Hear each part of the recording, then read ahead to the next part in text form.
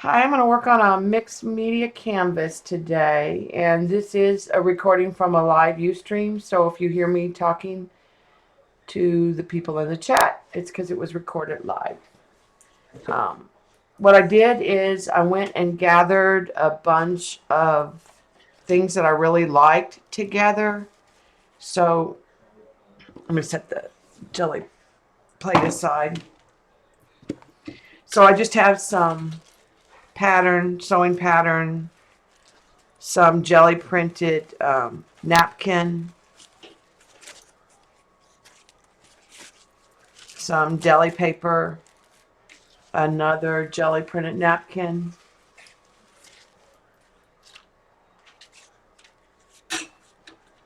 I have a 1920s girl that I had cut out and then didn't end up using. So I'm going to use her. I can't find the original image because I used it. And I looked and looked and looked, but I did finally find a picture of that canvas. And then I have a quote. And then just some scrapbook paper. This was the jelly print. And I just pulled some scrapbook papers, some pieces that were in reds and blacks and had that vintage feel. Some letters. Even had a little piece of fabric ticking. A slice of a time card. Hi, Ange. And then I had some of this from a scrapbook page, and I cut these up and use them all the time. And some washi tape and a piece of ribbon. So I'm just going to set all that aside to grab from, but that's kind of the stash that I'm going to work from. And I have a bunch of these wire baskets, and when I do a jelly print, I sometimes will start grabbing stuff and throwing it in these baskets until something kind of gels. I know that I was going to put this on a piece of kind of beige cardstock. Hi, Princess. So I wanted to start with just kind of a tone-on-tone print on here, and that would be my base to work on. But before I actually jelly print that, I have an 8x10 canvas. I've cut the scrapbook paper to fit.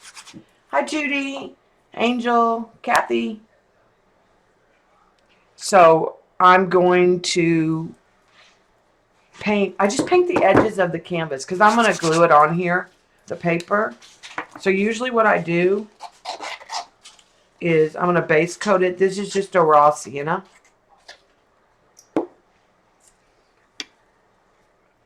And I just put a base coat on the sides.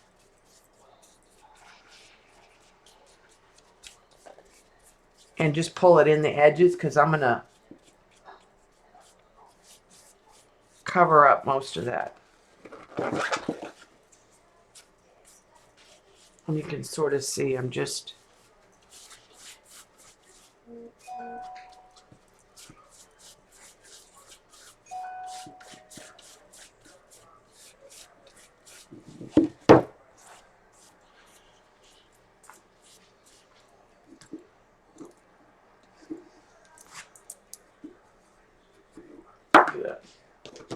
baby white.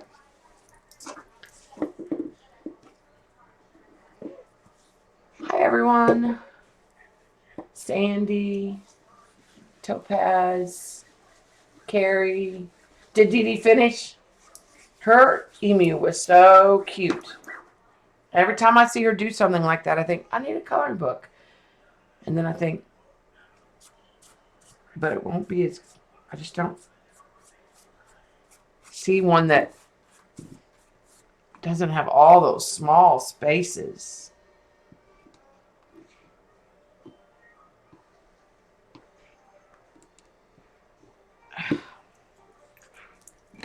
All right, and so then what I want it to do on top of this, I'm going to dry it real quick. Hi, Janice and Claire. I'm just going to dry the edges. a little bit because I'm going to put a layer of gold on it. My brush was wet, so this is a real thin layer.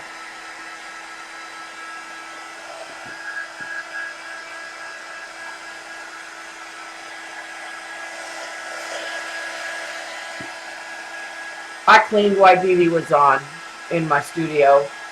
Cleaned my table, cleaned some brushes, cleaned my jelly plate.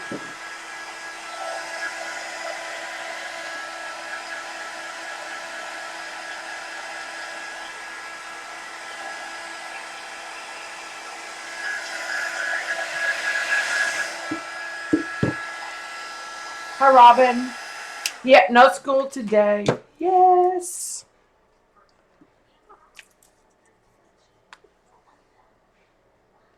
So I thought, perfect opportunity to stream. So I'm using some dazzling metallics, and I'll tell you the colors in just a minute. And I couldn't decide what I wanted to use, so I did do a sample piece earlier today just to kind of decide. And so I'm using Glorious Gold mixed up with Mink Pearl, and I'm going to add a little bit of the Reeves Heavy Body Gold. That's what I'm going to do more for around the edge of the canvas to give it a little sparkle.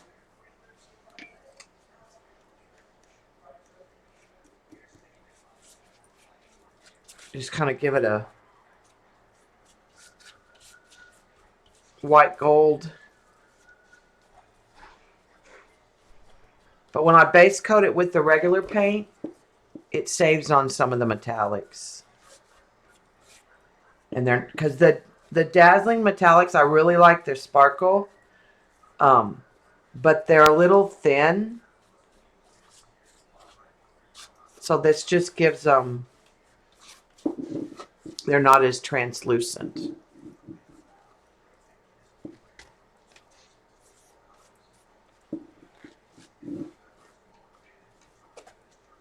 All right, so I'm going to set that aside to dry. And I'm going to jelly print my background paper with just one stencil. I just kind of wanted a tone on tone. Yeah, sometimes we've had a teacher day on MLK, and sometimes we have a holiday. And this year, we had everybody had a holiday. The kids always have it off.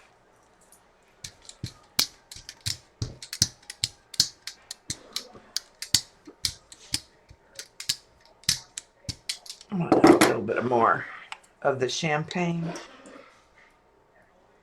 Or the mink, I mean.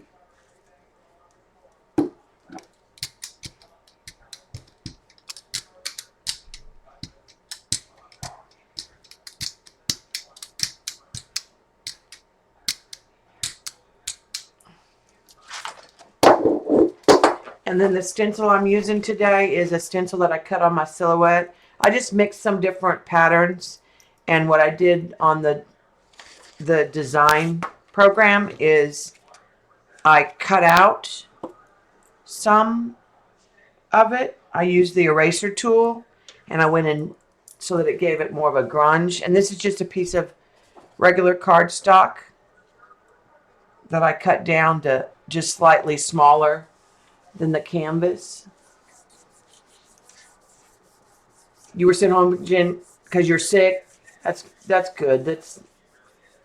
That's nice. Oh, I teach fifth grade science, Allie, at a charter school.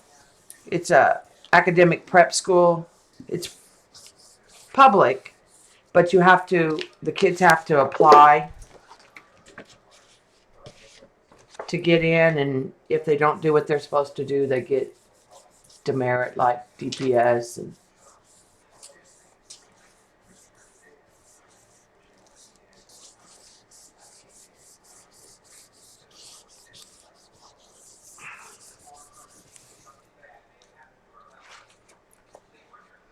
All right. So that's going to be the base that I'm going to work on.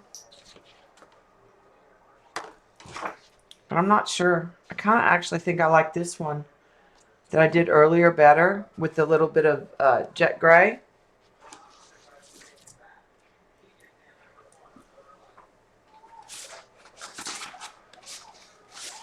And I'm just going to stick this on the top of an old... I keep a bunch of jellies over to the side that I'm just not happy with.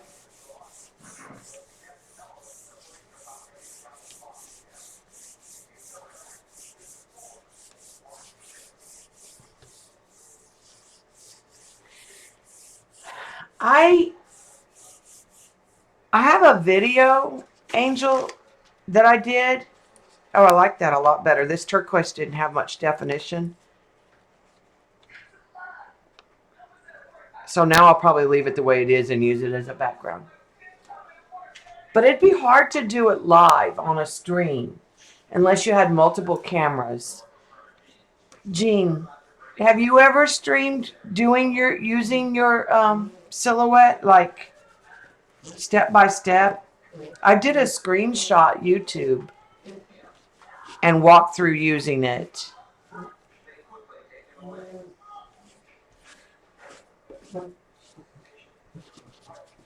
I'm gonna clean this off real quick. And I'm gonna set that to the side because we don't need it anymore.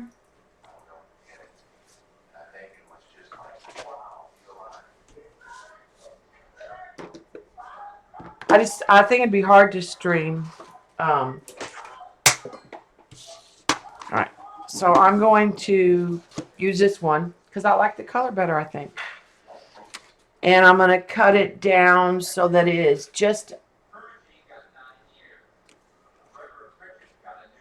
under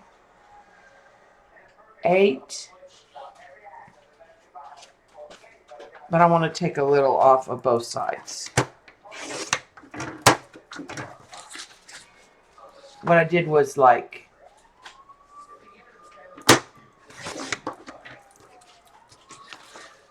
and I'm going to do the same thing right here. I'm going to take off just a little bit on the top and do it just under 10. I just want to make it fit on the canvas.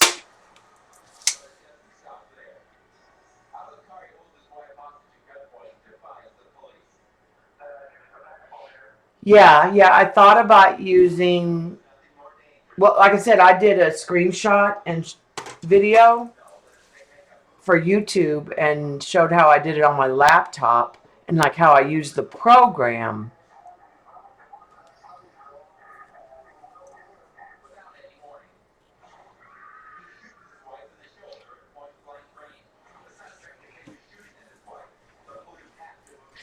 All right, so I'm going to set those aside to use on another day and just start grabbing stuff from our basket.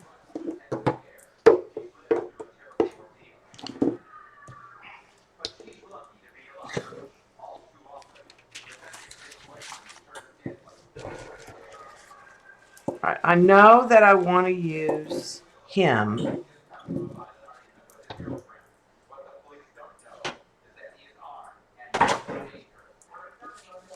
But I don't think I want to use all of them. I think I want to use half.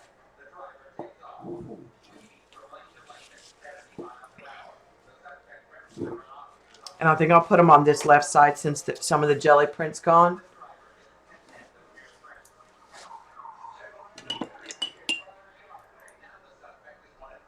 So I'm going to just use a wet brush.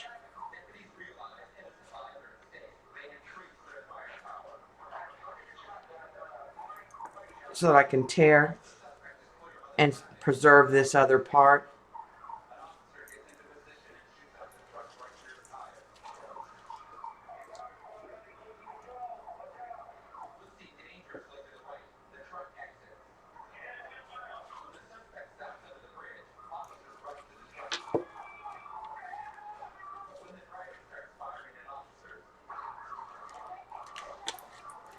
set that aside.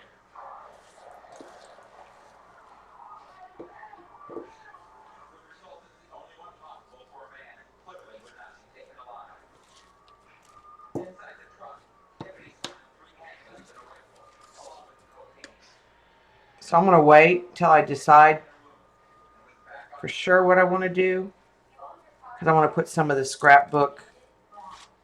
I'm just trying to get rough edges everywhere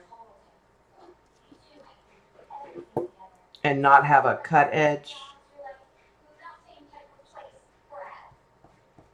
because it blends so much better. Alright, so I'm going to set that aside. But I know I'm going to use part of him.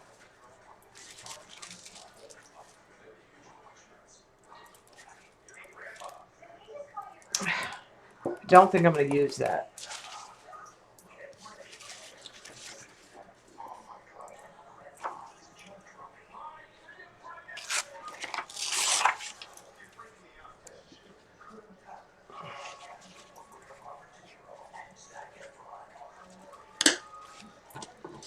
And I know I want to use this jelly printed napkin.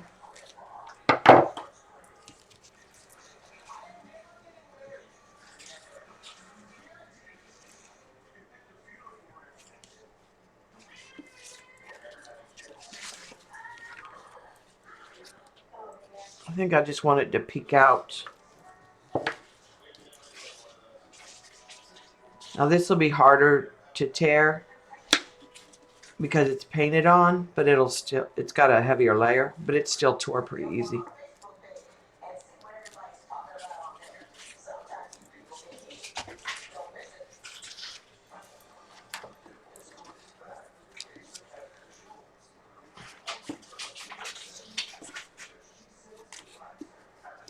Okay. So now I think I can put him over here more.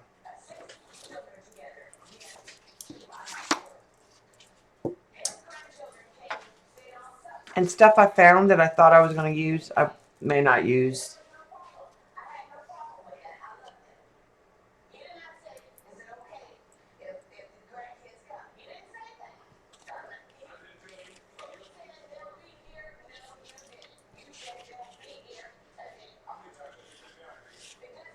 This is part of a time card that I got in Happy Mail.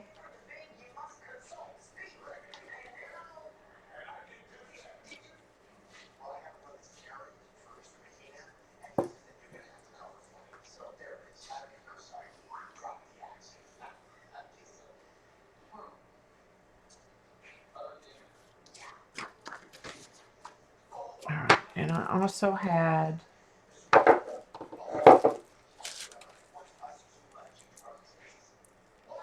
a buttonhole line.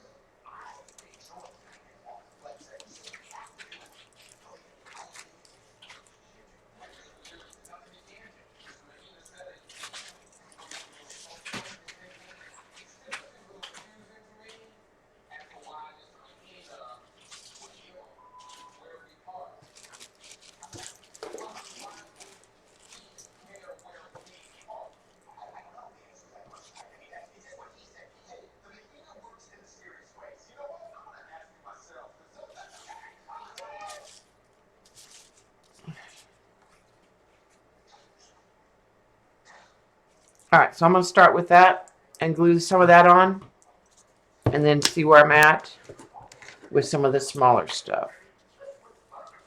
I may not use that. I'm not sure I like that.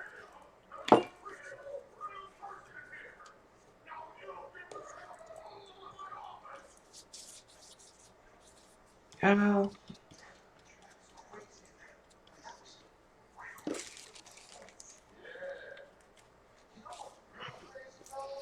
And the other thing I do when I put the tissue on sometimes is spray it with a little water so it'll lay down.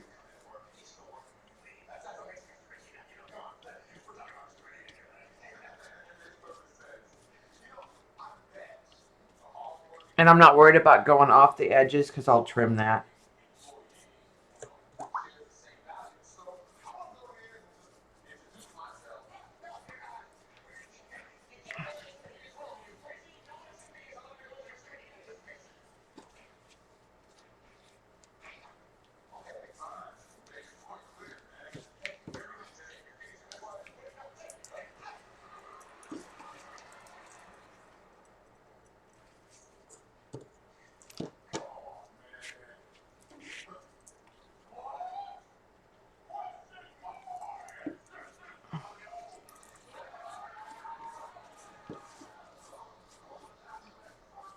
And I love the napkins go translucent and that you can still see once they dry. A lot of times this is jelly printed napkins, the back of napkins, like decorative napkins. I don't like deli paper when I collage.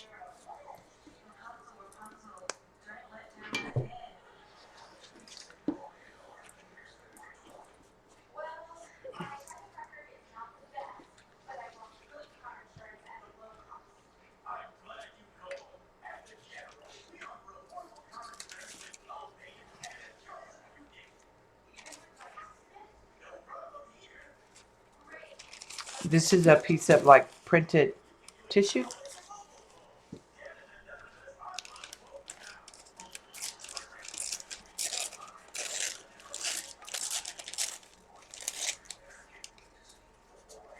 Yeah, I kind of like the faded back look and all the layers you can get. And when I do a vintage piece, a lot of times I like to start with tone on tone and then add colors.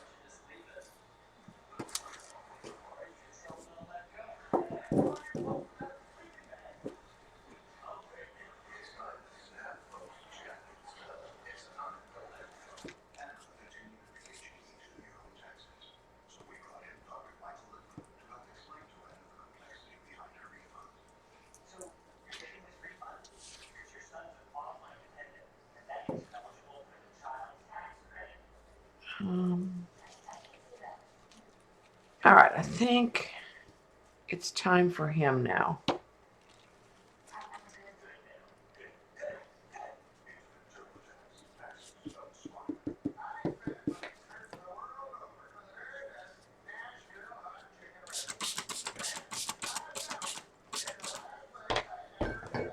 And I don't worry about wrinklage. Yeah, well, first of all, uh, they're not, you're just using them and you're not throwing them away.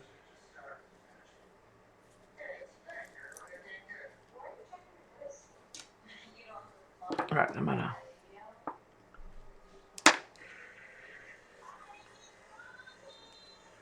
pull some of that away.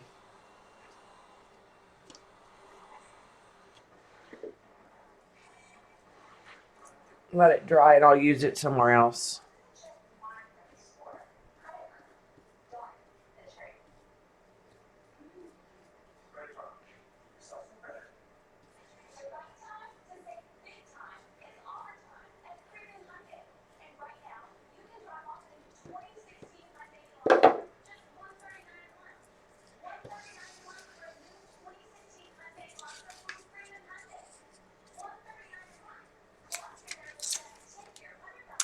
This was like typewriter keys in a book that I had of just scrap, like meant for cutting out the individual letters. But I love it as a pop on something.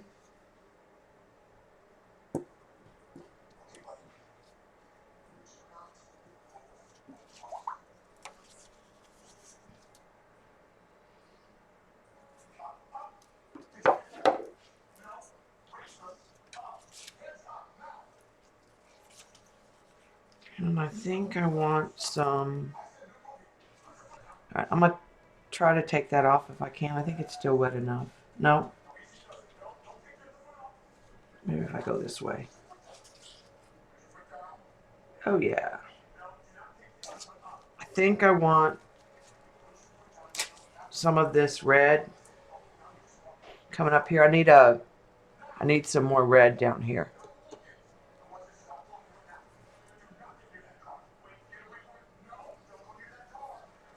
And again, this is just napkin.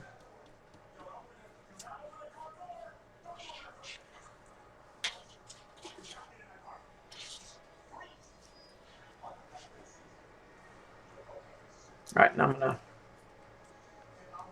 gonna trim that where I tore it and lay that back down.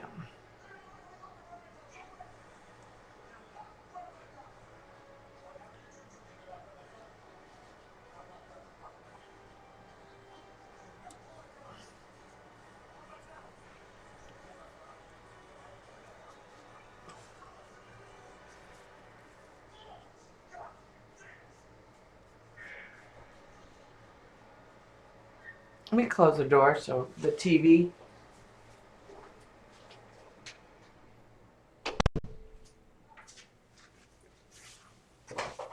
doesn't pick up on the recording. I'm gonna toss some of the stuff that I'm done with in the basket behind me. And I don't even think I'm gonna use this, because I think I have enough going on right there that I like.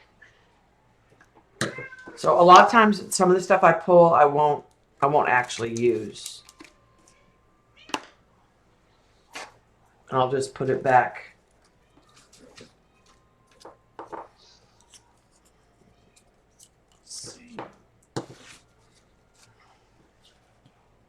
And I'm gonna dry that and check up on the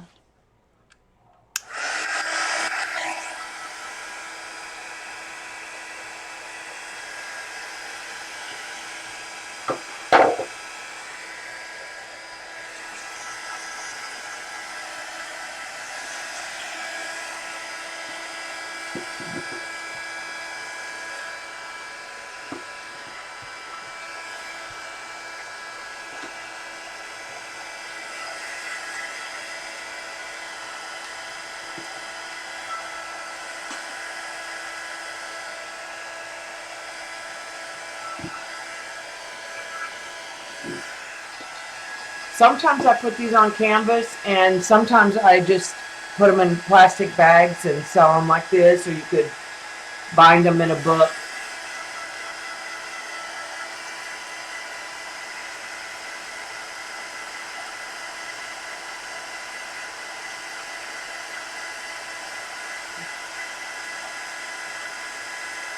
Oh, sorry. I hope your mom's feeling better soon, Jean. All those medicines really dehydrate you, like the NyQuil and the decongestant.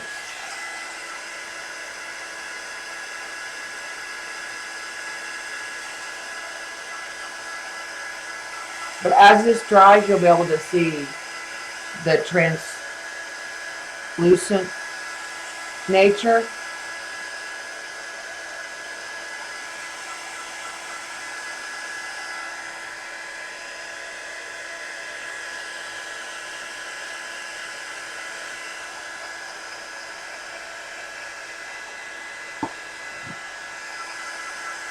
And I'll trim off the stuff hanging on the edge, or sometimes I can wrap it around the canvas, because the next step I think I'm going to do is put it on the canvas.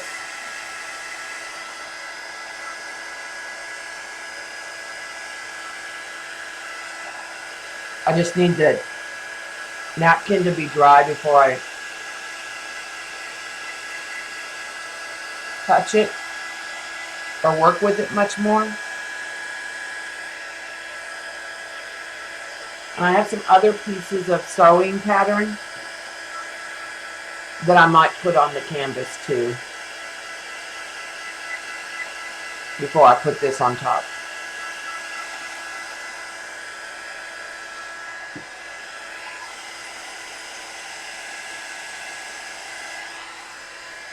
All right, so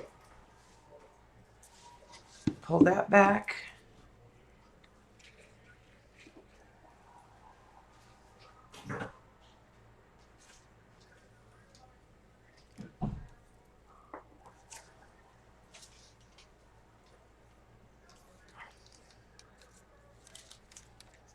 All right, and I'm gonna put that on the edge.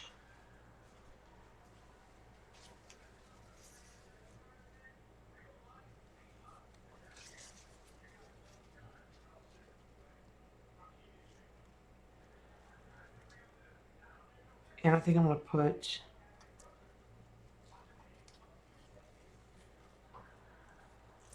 Actually, I'm going to flip that. I'm going to put that over here.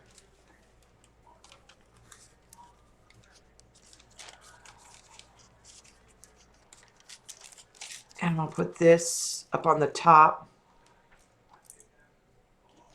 and let it fold over.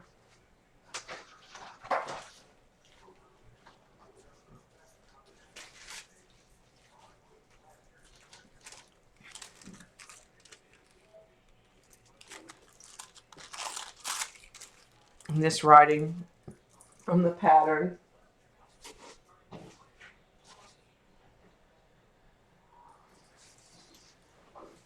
All right, so I'm going to...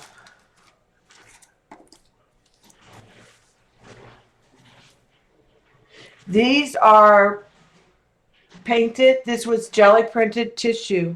None of this is ink. It's all Liquitex Basics mostly. Some craft paints. It's all was done on the backs of napkins on the jelly plate, and I just kind of save them and hoard them. I will say that mask don't work as well as stencils for the first, and I just pull the first one. So it works really well with Paula's Crusty Bits if you want to use a stencil and then take out that first layer, then save it. So it won't bleed or run, Carrie.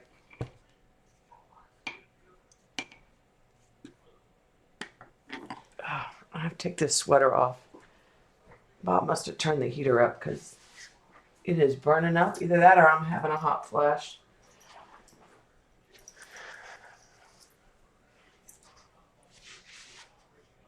Yeah, it's all tissue, sewing tissue. It's all tissue except for there's the base was scrapbook paper and this right here was scrapbook paper, this black.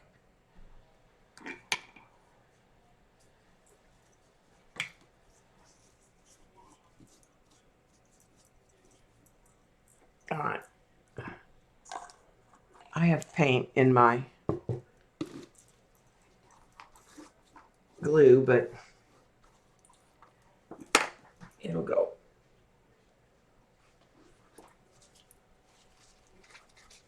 So this was just something I had hand printed like a mask. And like I said, sometimes I'll give them a little spray of water and they'll fall in place.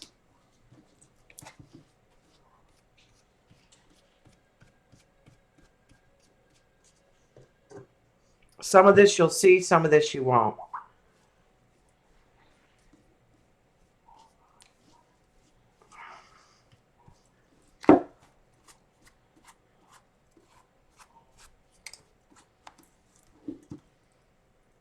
Okay, and then this one I'm going to put up here.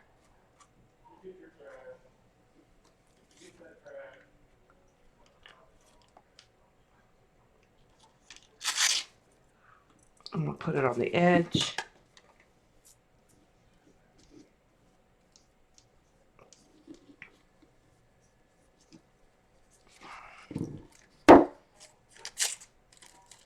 And then I'm going to tear an edge and put it up here also.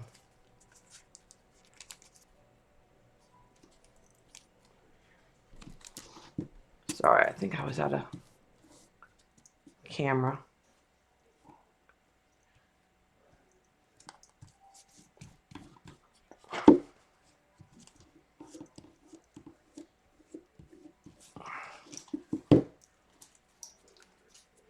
And then the last one, I'm going to put a little text from the sewing pattern right here.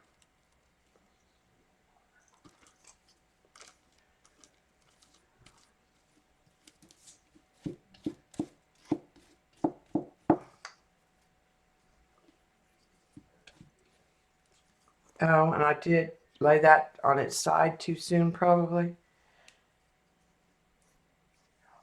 I can't really tell where it came off.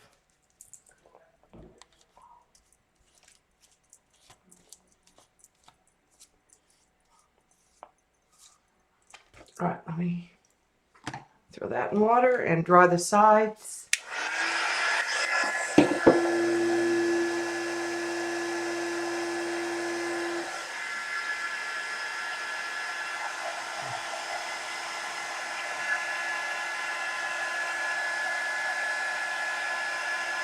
Now you can do this straight on the canvas.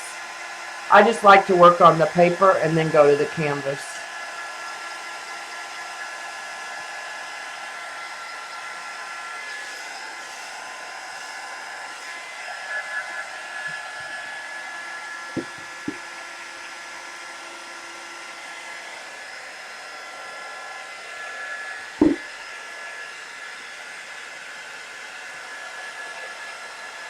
And I'm just using matte gel medium.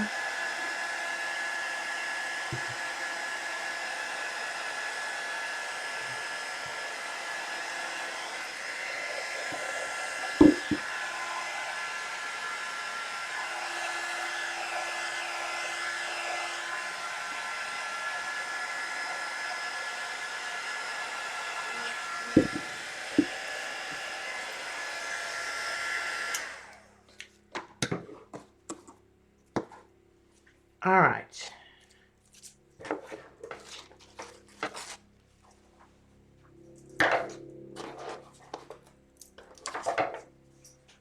Get rid of those little bits.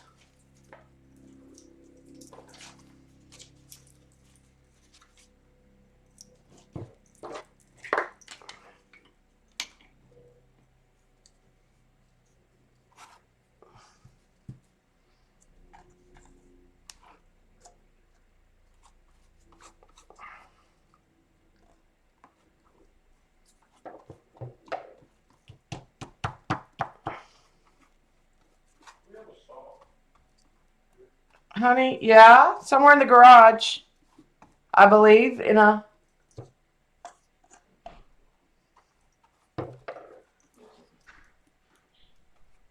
I'm putting this pretty wet because I don't really want to miss any spots. If I waited longer, I could dry.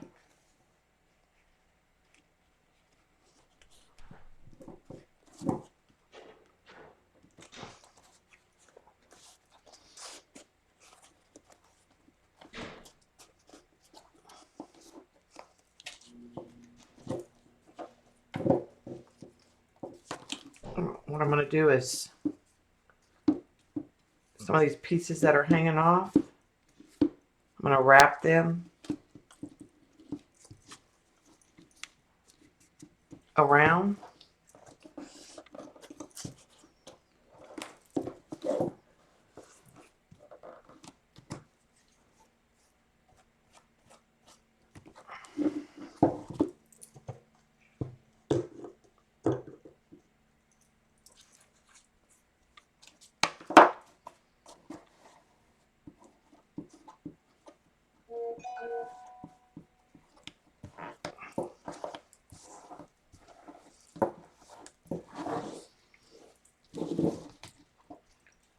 And my paper's a little off on this side, so I'm just going to trim this edge. I just trimmed just a little bit off this edge. But when I get this real wet, I can kind of, and I also can come back and sand it. And I'm going to wrap him around.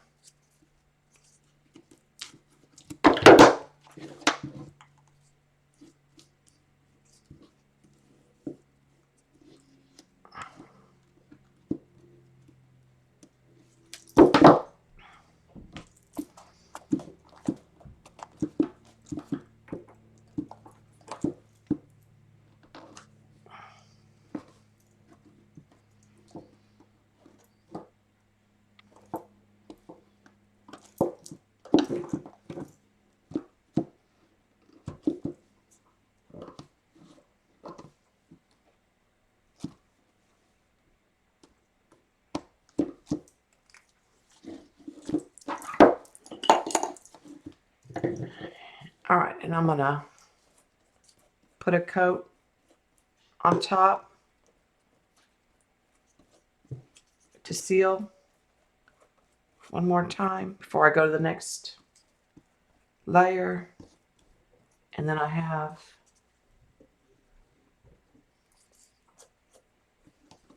to figure out where she's going.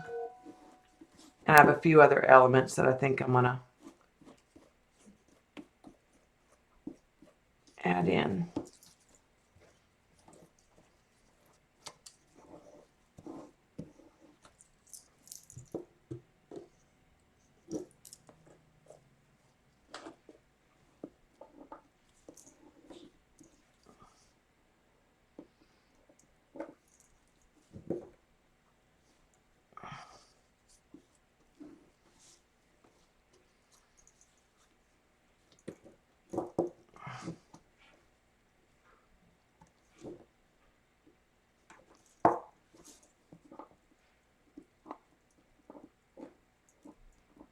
This area didn't want to lay down as much because it had that 2 layers of the scrapbook paper.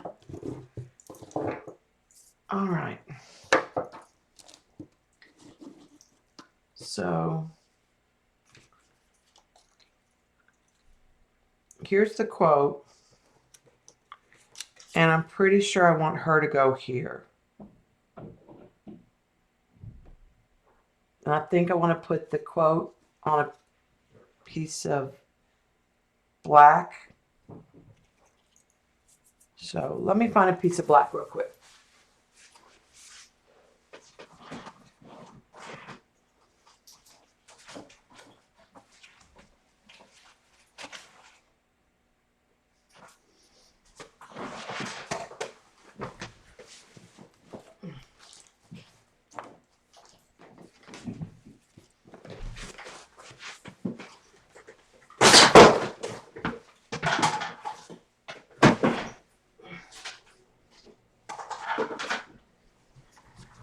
You know the container for your scraps is too heavy when the lid busts off because of the weight when you're holding it. All right, so let me set that over here.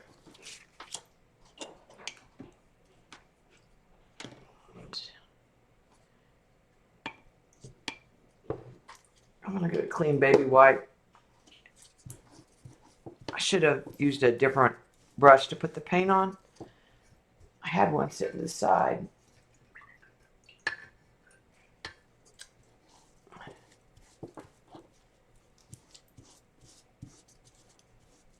There's still stuff in the decoupage.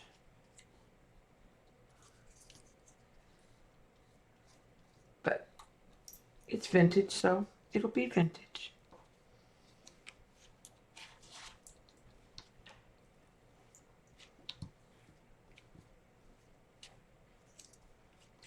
I'll set that aside to dry. And I think I'm ready to put her on because I really know I want her right there. And what I need to do is put her on, and I try not to touch her with my hands that have paint or glue because I want her to be white. In fact, I'm going to get a different brush.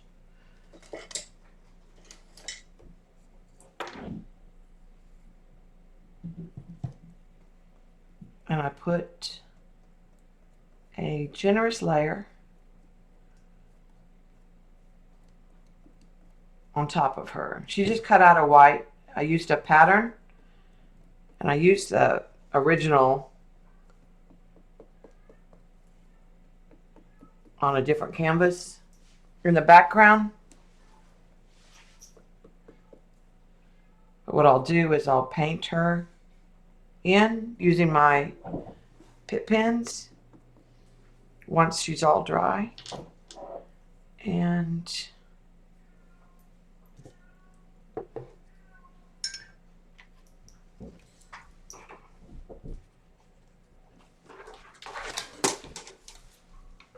trim.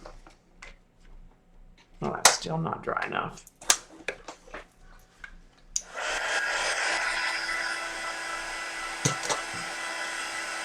Yeah, I still haven't got the hang of arting, talking, and watching chat. But I haven't seen all caps. So if you just joined us, I took a jelly print as an inspiration and grabbed a bunch of papers and some jelly printed napkins to do a canvas.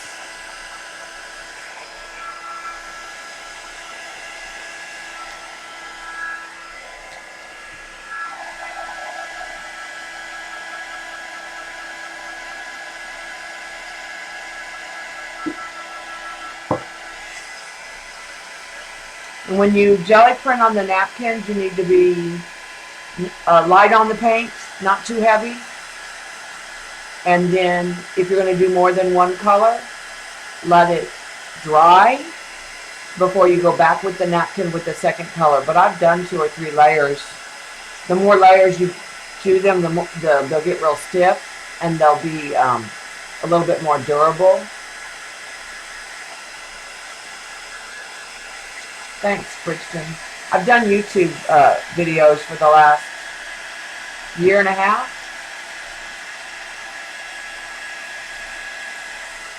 But I had to get a different camera to Ustream.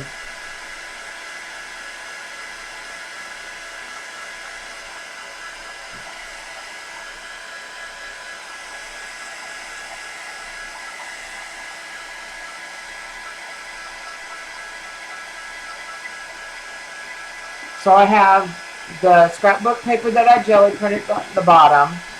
Then I have a layer of sewing pattern. Then I have 3 napkins that I've jelly printed, the ones that are in red. This is a piece of printed tissue, and these are just some scrapbook paper pieces. And she is cut out. I don't have the original canvas anymore. My phone will probably not show it very well.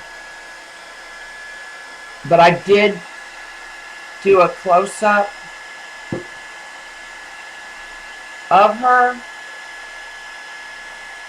It's kind of grainy,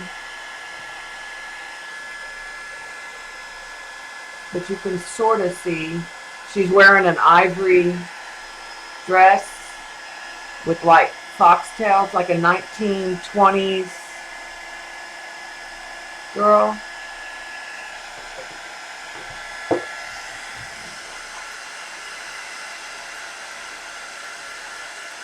We should have made a list when Colleen was putting all the pins in the map.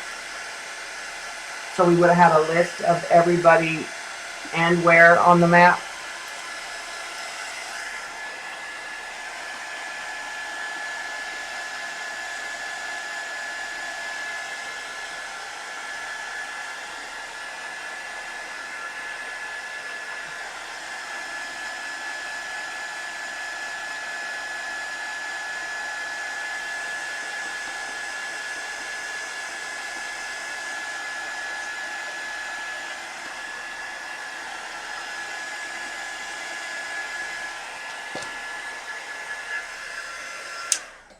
All right, I think this is dry enough now that I can trim.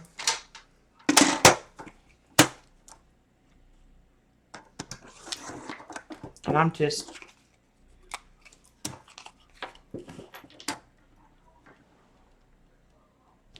eyeballing it. It might be a little wonky. It's under Debbie Epps. Everything, my Instagram, Twitter, everything is under Debbie Epps. Hi, Iffy.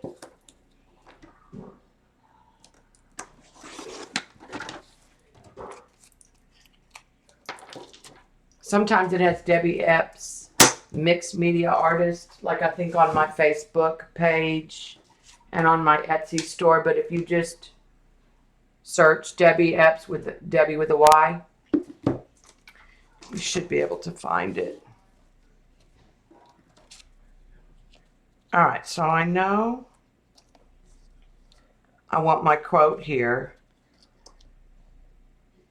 And the quote says, I said I could not see her eyes under her hat, and she smiled mysteriously and said she liked it that way.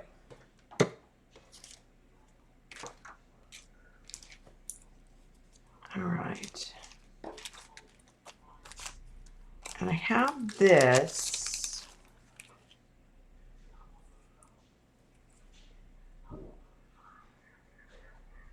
It's a piece of chipboard, which I didn't even think about. I have more chipboard than I think. And I think I want to put it off the side somewhere. And I have a 7. Don't know why, just a 7.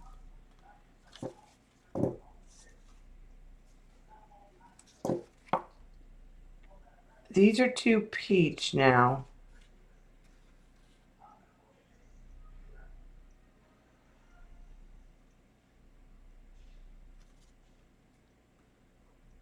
I don't know if I'm going to use one of these or not now.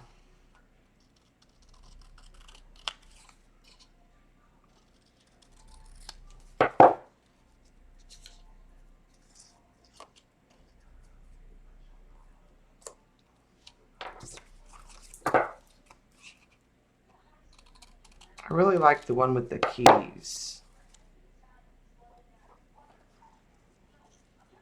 I think I'm going to use those like that. And then go in once they're covered.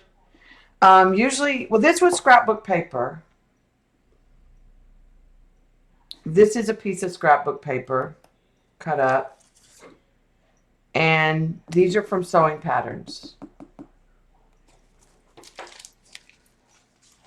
But sometimes I'll find copy-free images on Pinterest.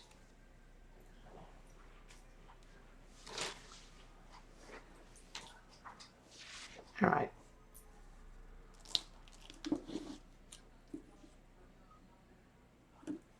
And I'm just going to trim this. I may have to trim it again. I may have it too big. Yeah.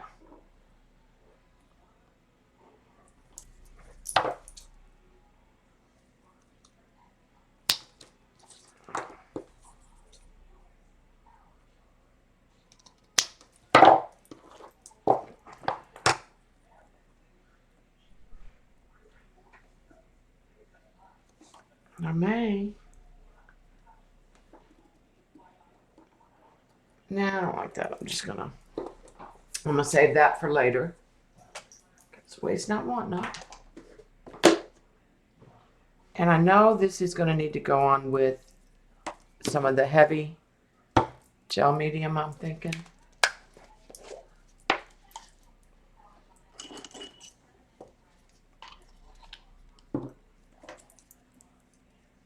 And this is just Golden's heavy gel medium.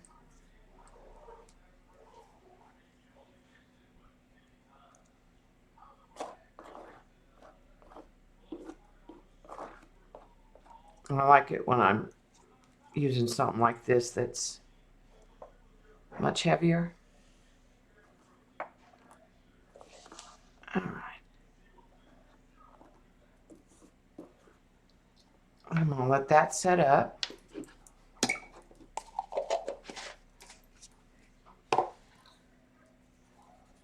And what I'll do is when I put these on, I'll put another layer on top of her to make sure she's good and covered. Sometimes if it gets too grainy, I like Mod Podge a little bit better sometimes.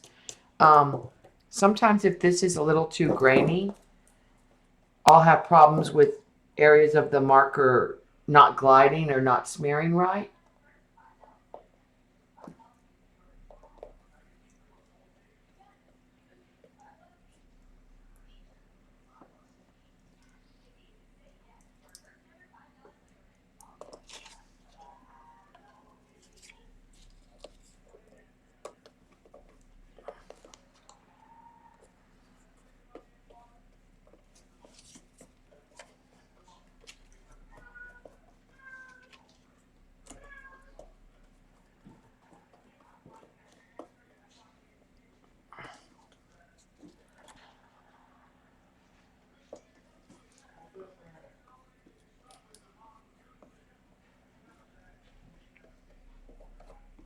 So I usually go over in both directions with it. So I know when I come back with my marker, I'm not going to hit a dry spot. Thanks, Kathy. This has been this tray I have had sitting. Not sure. I had the papers and the jelly plate print, but not sure what I wanted to do with it. And then when I got that Andy Skinner stencil and I jelly printed that red napkin, it was like, now I know. And it needs to be from my favorite era, the 20s and 30s.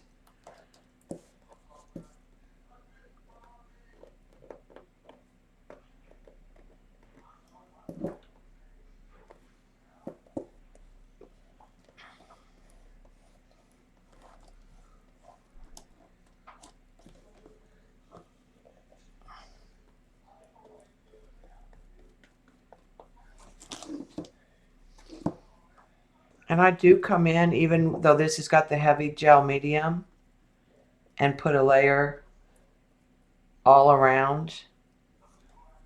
One's trying to come up.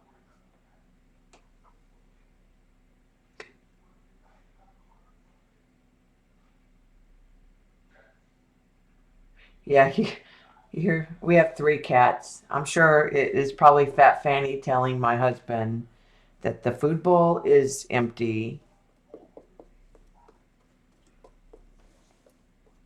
All during Dee Dee's stream, the Siamese was playing fetch with a. She likes receipts like lotto or grocery store receipts. If you wad them up, they're lightweight. You throw them. She'll go and catch them and fetch them and bring them back to you to throw again.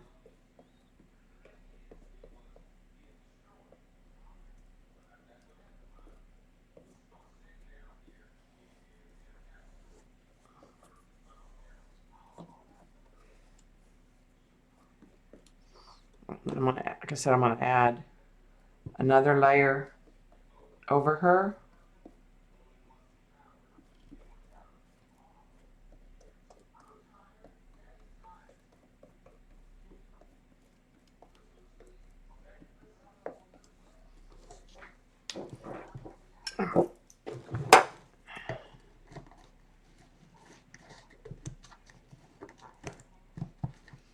Now I didn't stamp on this one. Sometimes I do stamp on them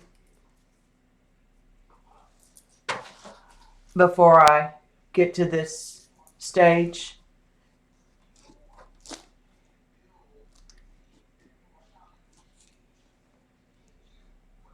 And I have a bubble in the middle here, which happens sometimes. It usually will lay down overnight. Yeah, mine's she really is not fat. Oh, she is. Her name is Phat, Fanny. Like too cool, but she ended up being fat. She weighs about 25 pounds and she is all about food and what she wants. This is a canvas. It's what I did was I painted the edges of my canvas with raw sienna and gold, and I just paint the edges. I don't paint in the middle. And then I took a scrapbook paper that was cut down just a little bit smaller than the canvas and worked on that. And then I put some of my napkin over the edges so that I could carry it over. And you never know if the people who are going to buy it are going to frame it or not frame it. So I always try to finish the edges so it's more affordable for them.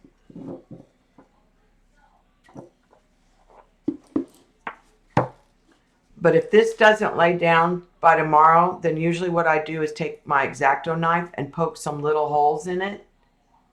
And then I add some more medium and just kind of real wet, work it under and push it down. But usually it will, like the next day, lay down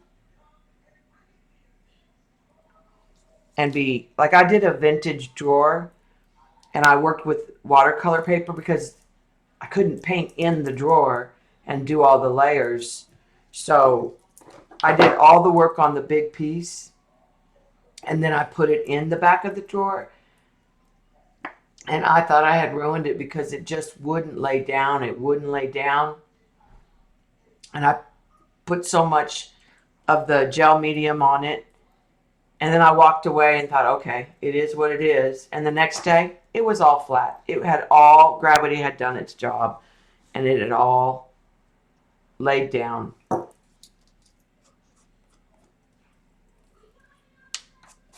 I'm just getting, before this has to dry before I take my markers to it.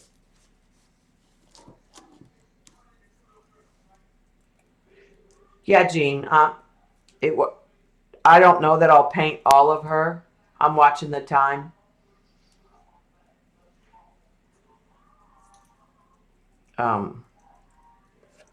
Mainly because it's really hard to paint the girls all in one setting. And I'll probably have to zoom the camera in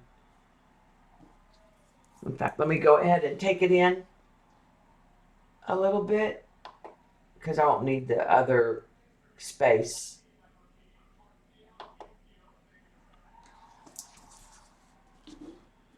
I think that'll work for the start.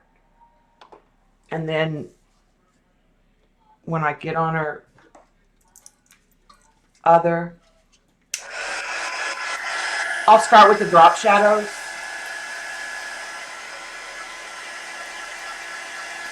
And go back and forth between her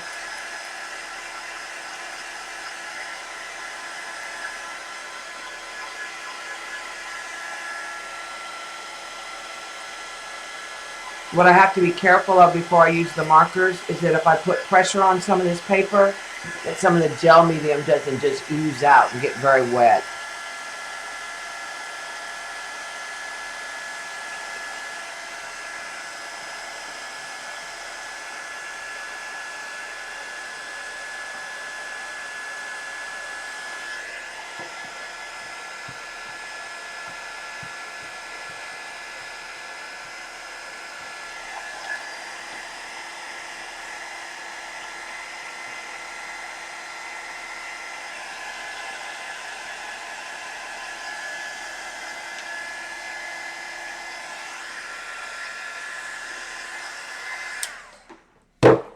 All right, so I'm going to have to kind of tilt it to work because that's just how I work. And I'm going to start with, this is just a raw umber. You can't tell right now, but there's a lot of wrinkles right here. So what I'm going to do is just take the marker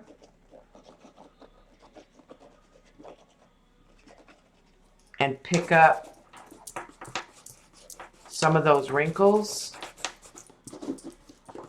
And if I don't like it, I've got some time, I can come back.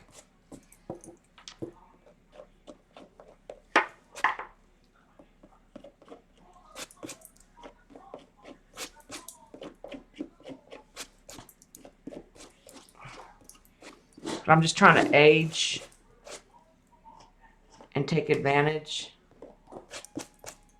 of some of the wrinkles in the napkin.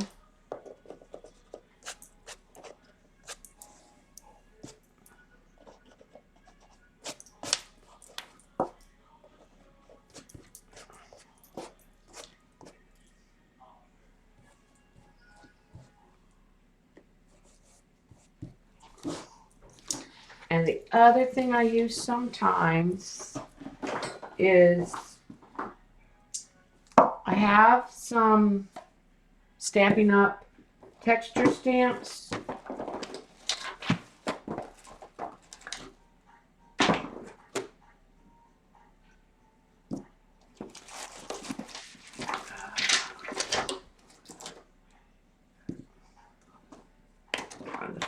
Make sure I get the one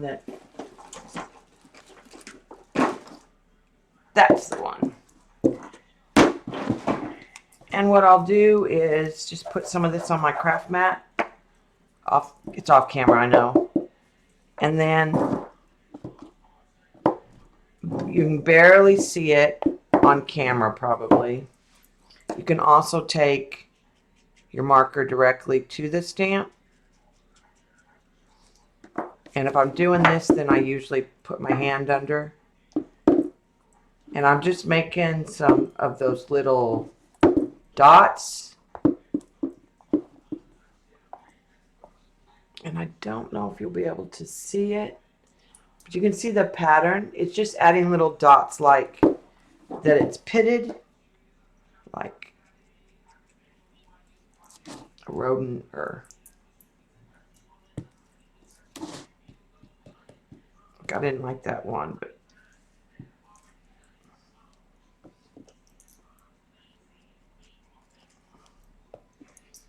it'll just help age the papers.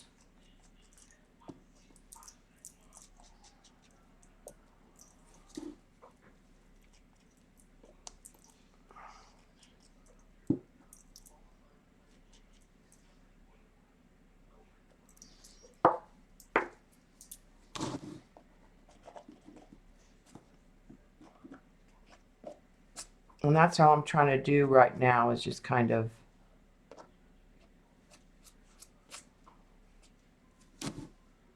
age that piece of tissue. I don't think this one's going to show up very well, so I think I'm going to use a green.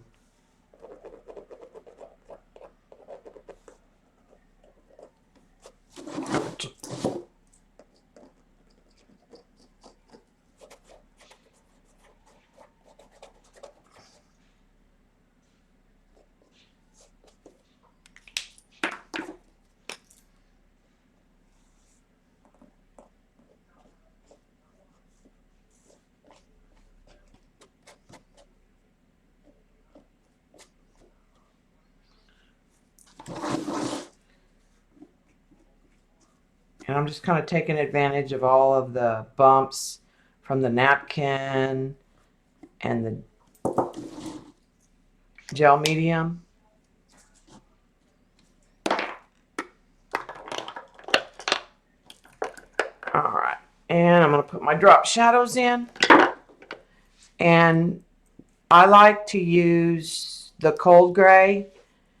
I have the warm, I have 3 warm grays, and I have 3 of the cold grays, but I like the darkest cold gray. It's cold gray number 6 is my favorite when I'm doing this. And usually I'll pick one side to do heavier and one side to do lighter.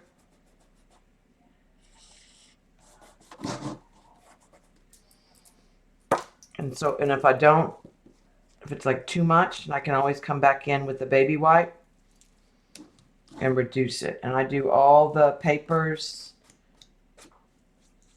and edges. I will eventually do her after she's painted.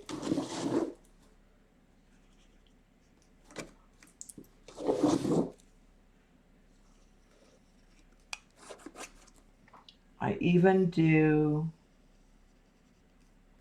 in here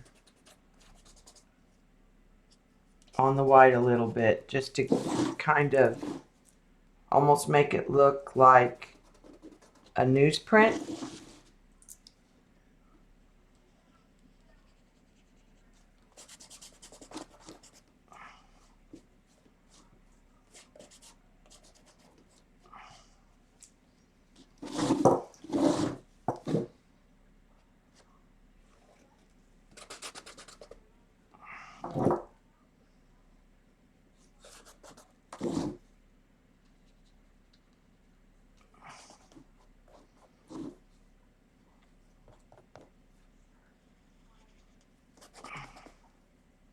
And this really even helps like on the stuff that's layered on top of each other.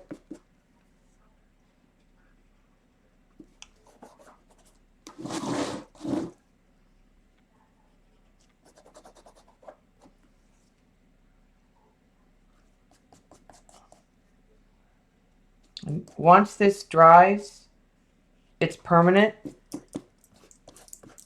This will not work with other markers.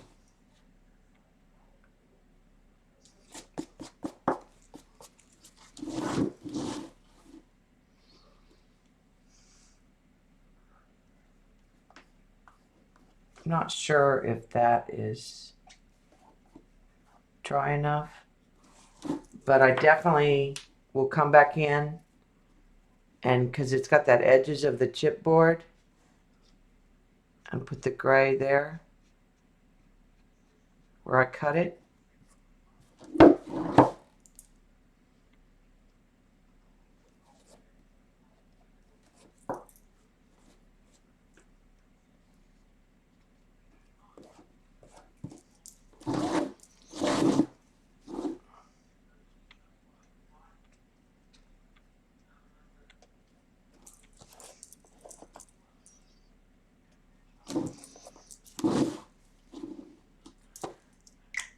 Okay.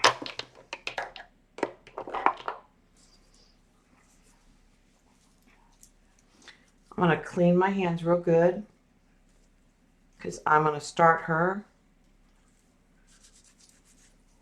And I can't have any of that gray or brown or stuff on my hands. And I'm going to zoom the camera in.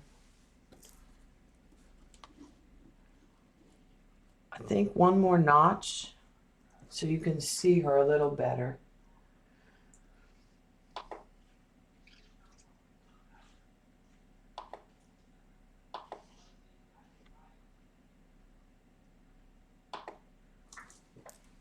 All right. So like I said, I got to make sure, because I smear with my hands, I got to make sure that my hands are clean.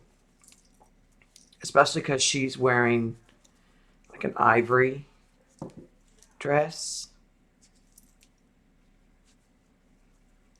in the photograph. I may make it a light teal and ivory or a blush and ivory. I'm not sure. It's got fox tips on it. So when I'm doing this, I usually I have the pattern. But today I'll just have to look at this, which is kind of grainy, because I couldn't find it. Again, I thought I'd saved it. And I sold the original canvas, so. All right. I usually start with her skin. And I use a combination of several colors. I have a light flesh, I have a medium skin, and a medium flesh. And then I use a color called cinnamon for my final details.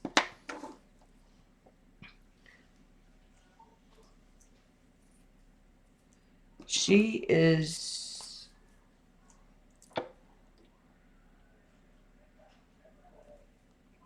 no, I got a whole lot of skin showing.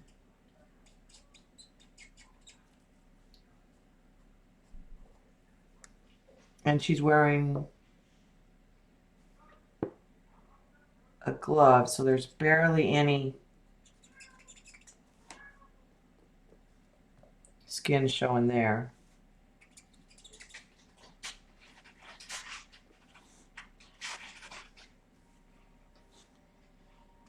It's real light. I know you can not see very much of that, but it'll get more clear. And I'm going to put in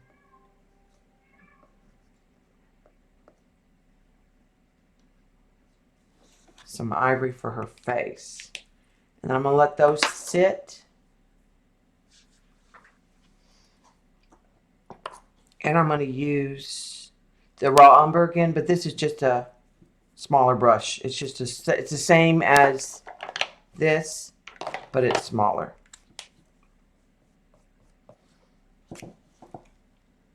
And I'm going to start bringing in some of the details of her dress.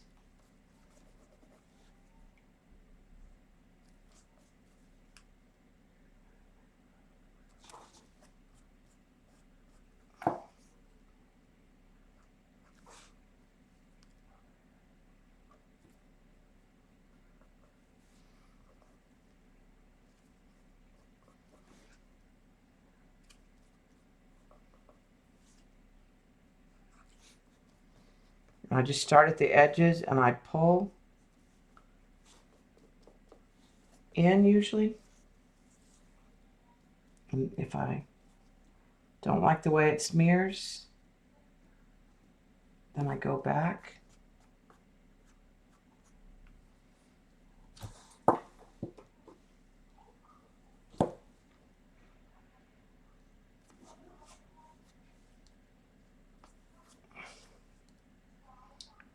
Sometimes I cut their clothes out of scrapbook paper and lay it on top because I want maybe help with a print.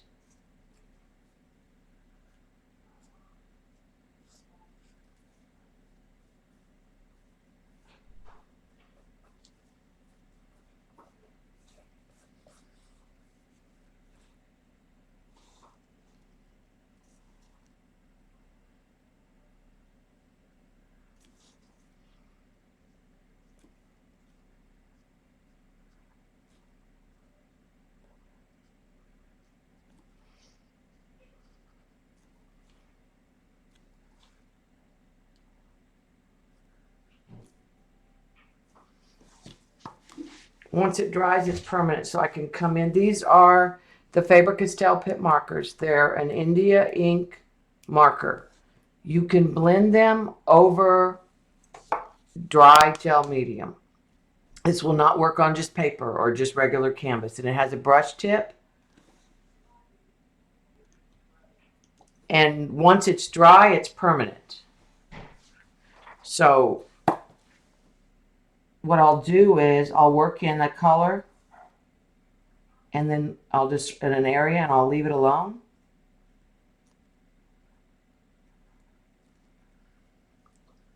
And then come back and it'll be fine.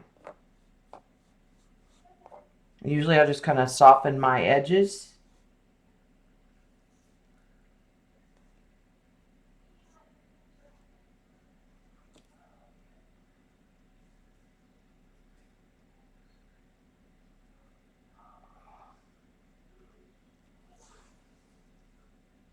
Like I said, she's wearing a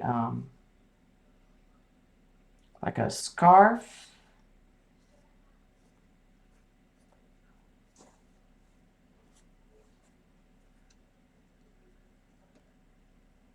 She's a lot of tone on tone. Bye, Orla. Yeah, they're pit pins with a brush tip. They have the big, but I don't think I have as much control. So what I did was, you can buy a box of them in sets, but I bought a skin set, and I just found different colors, like a landscape set, and I built my collection because I just couldn't afford to get all of them.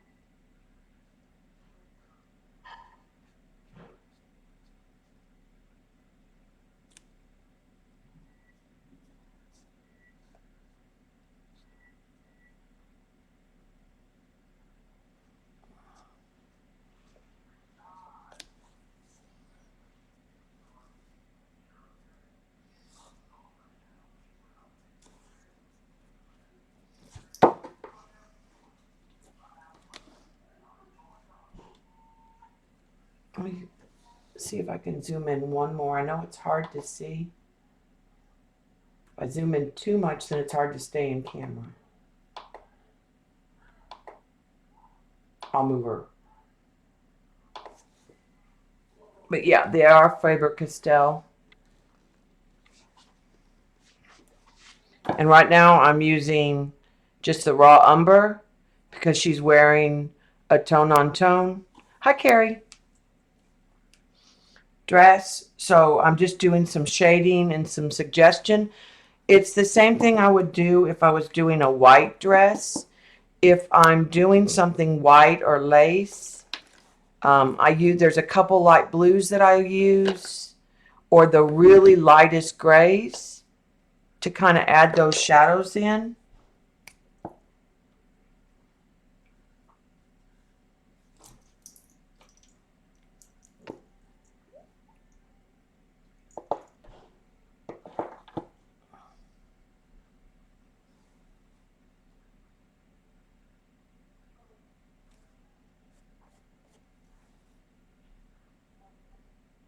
what I do is just usually do a line.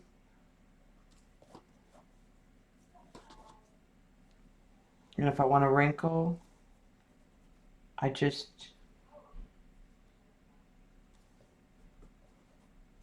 bring it in. This is the bottom of her dress, has a little bit of a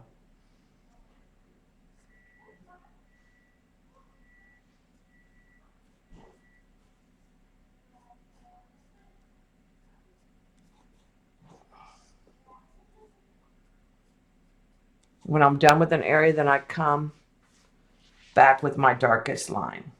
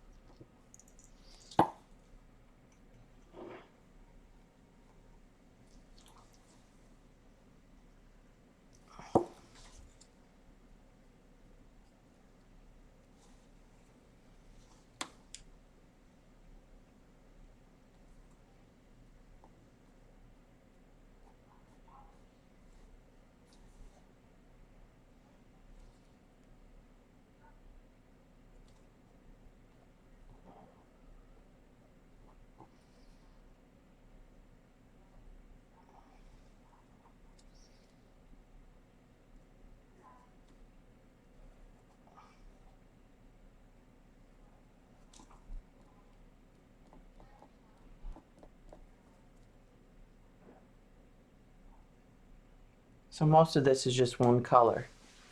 The tips aren't very, I push very little pressure. I don't push hard on them because I don't want to, they're a pretty fine tip on the end of the brush.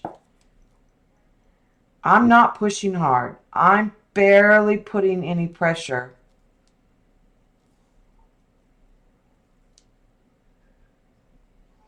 And I will tell you, when I first started getting back into it, I cut my patterns apart, my picture apart, and sometimes I would lay my picture down on top of the canvas and use that to like double check my space on the face, or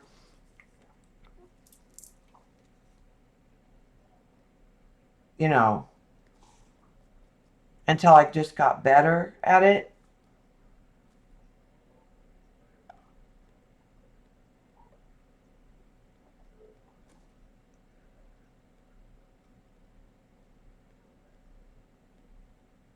Now this is the tips of the fur, so I think what I'm going to do is add, this is a warm gray number 4, which has kind of a taupe, and I'm just using some dots to represent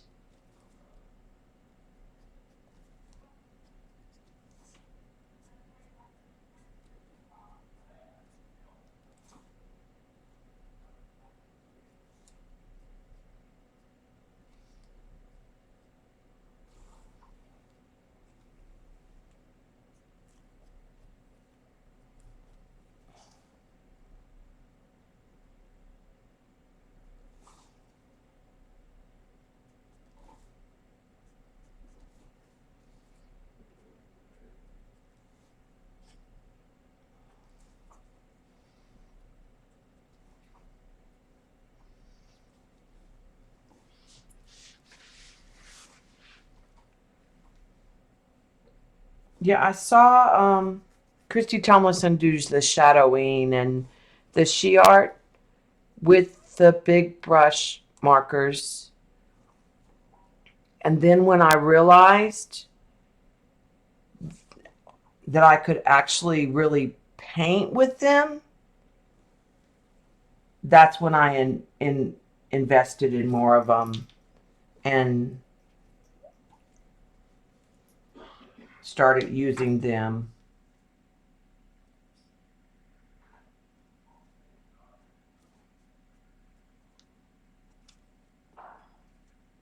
And I'm just coming back in and adding some warmer tones of the taupe and darkening.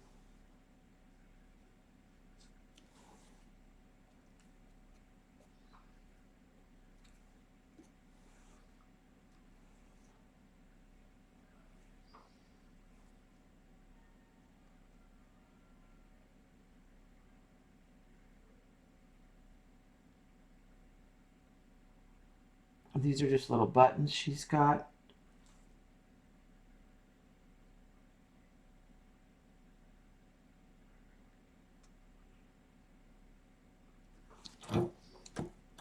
Going down the whole dress. I'll put them down the skirt here in a minute.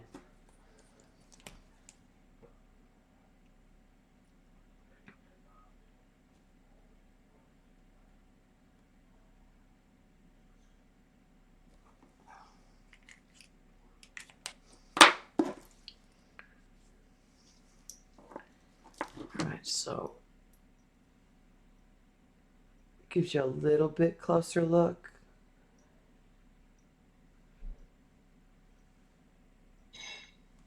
Need to do the other fox over here.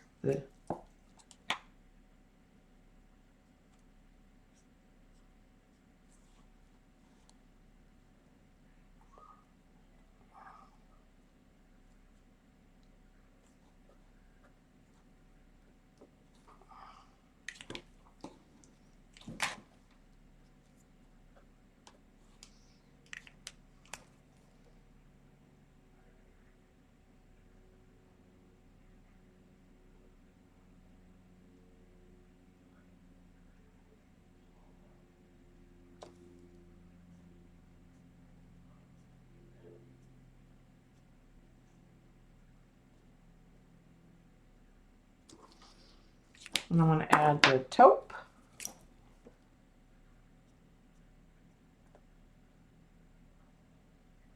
Just to give it a little bit more depth.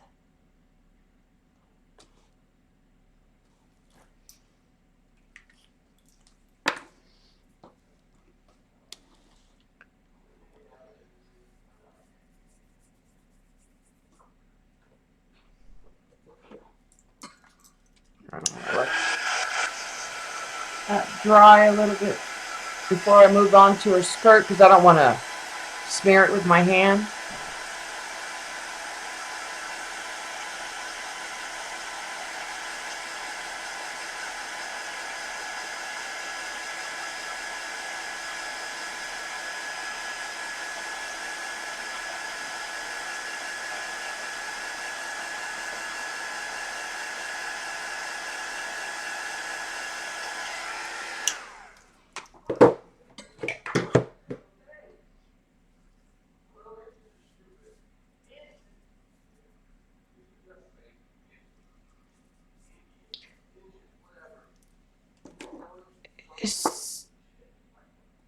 I've heard Susan Branch.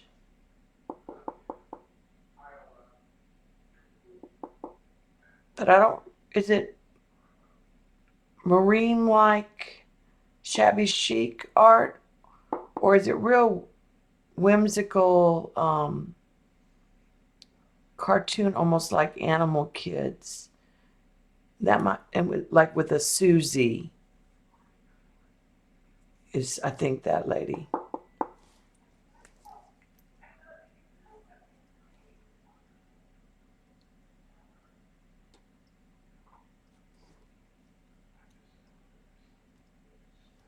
All right.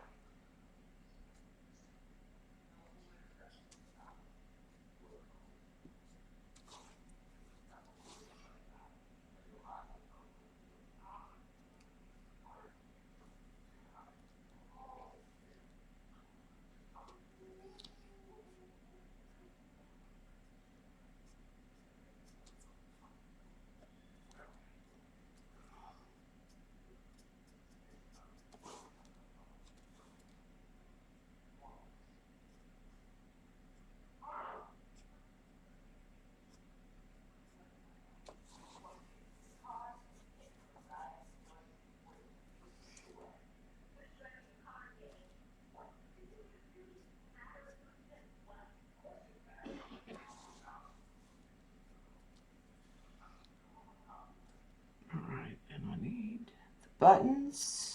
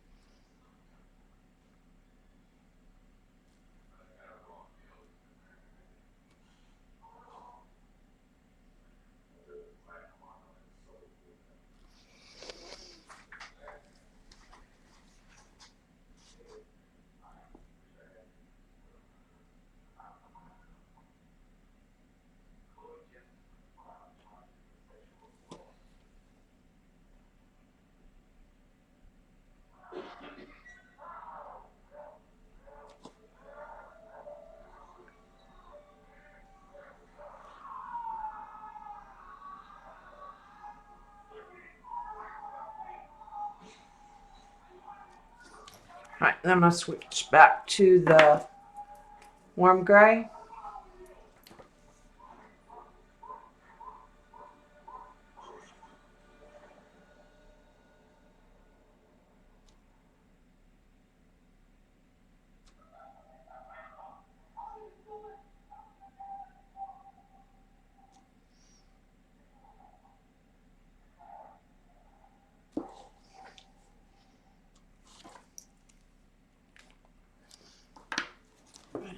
That gets the bottom of her dress done.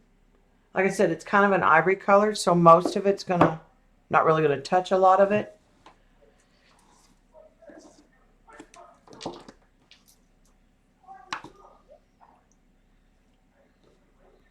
And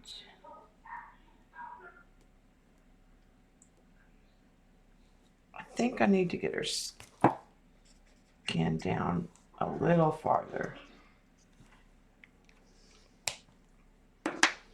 And I think the gloves, I'm going to use a warm gray. It's a shade, it's a 3. It's one shade lower.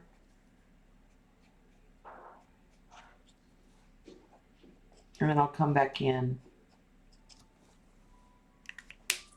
with the taupe.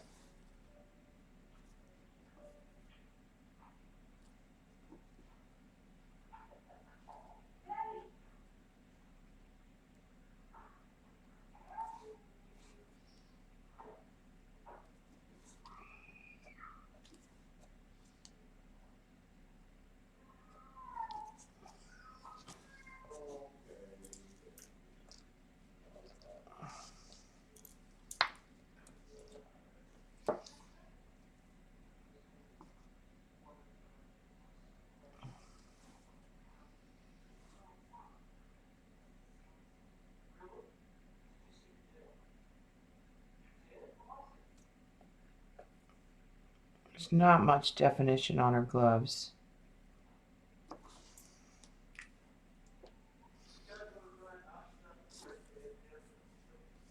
And I'm going to add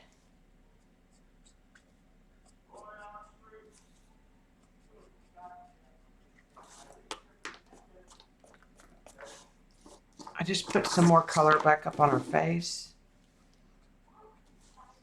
But I don't really worry about if it went up into the hat too much, because I can wipe it back. And I'm going to come in and do her shoes.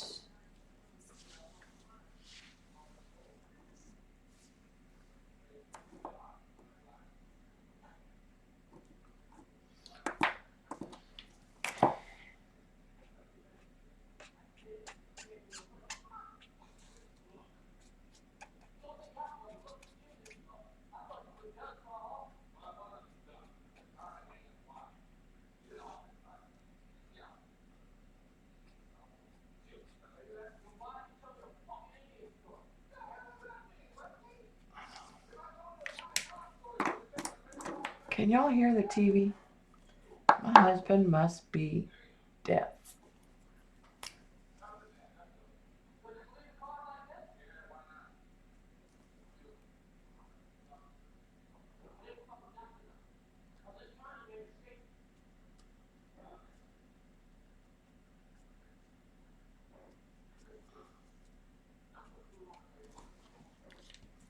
I think I'm going to add a little bit of the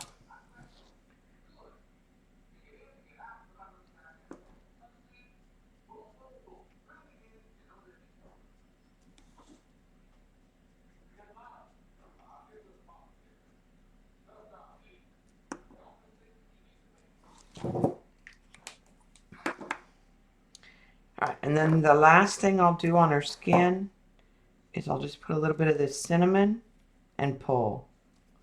And I'm just barely putting any on the edges. Just sort of darkening.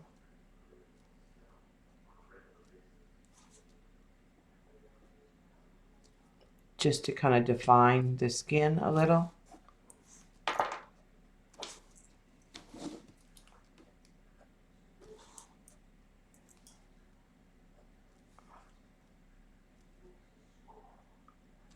Use too much of it, it will look like a bad suntan. Yeah, she has kind of a T-strap shoe.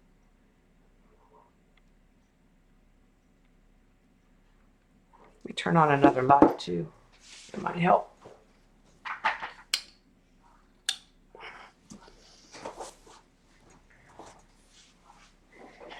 All right, now I can clean my fingers again.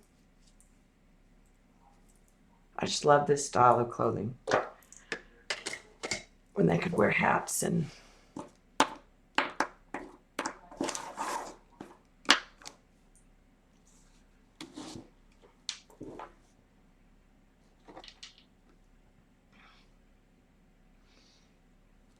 all right, so I'm gonna put her face in. So I'm gonna take the camera in again. Well, that's as much as it'll go. All right, and the other thing that I sometimes do is I don't want to really lay my hand across what I've just done. So I dry it as I go along, and I also sometimes put more layers just to put a thin coat and seal it.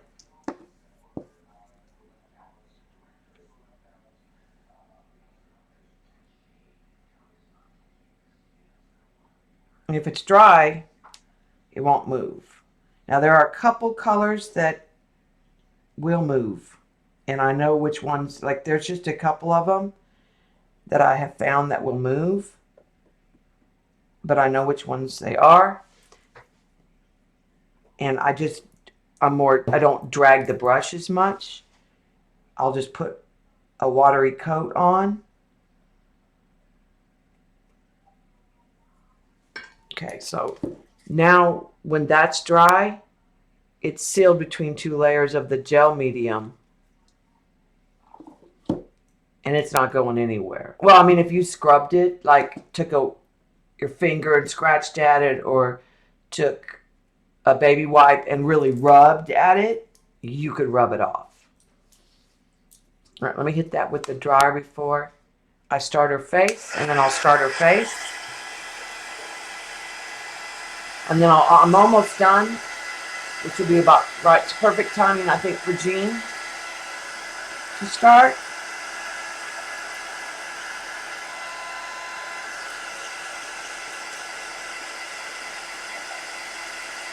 Bye, Kathleen. Thanks for coming. And I will post a picture, a close-up of her and the whole canvas on my Facebook and on Twitter when I'm done. And I'll post the recording to YouTube. I'll push it to YouTube. All right. So this is the hardest part. The face.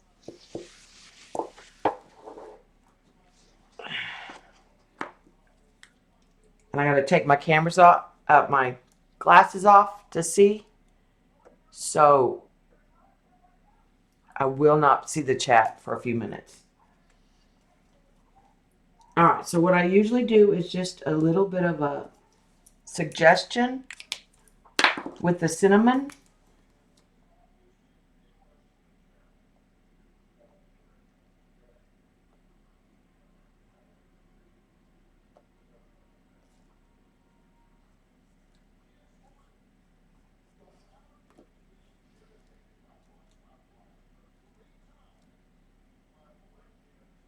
And then I'll put just a little bit of a mouth in.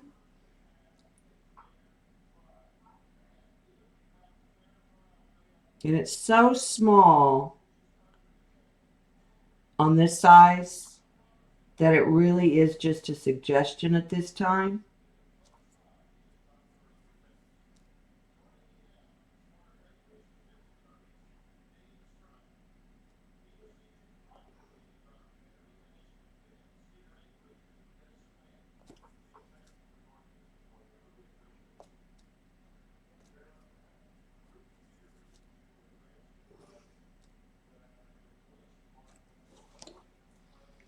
Like I said, her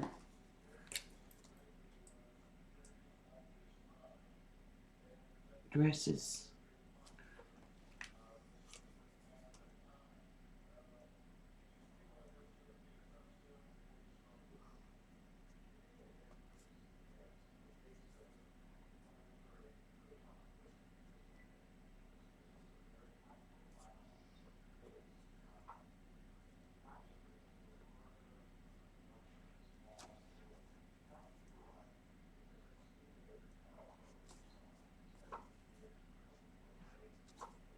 And she's got a big hat on.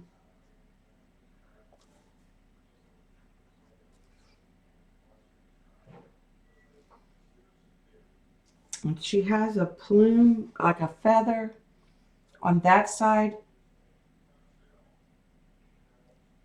But I don't know if that's going to work.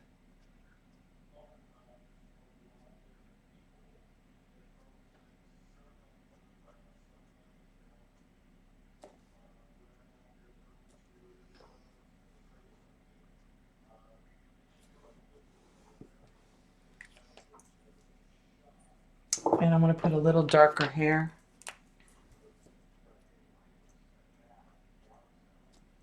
Just a different brown. This is a nougat.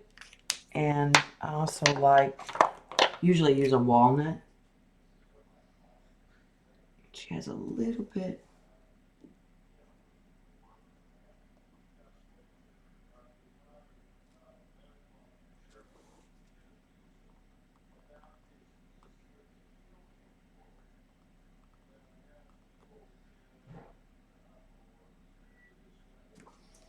She has a little bit of hair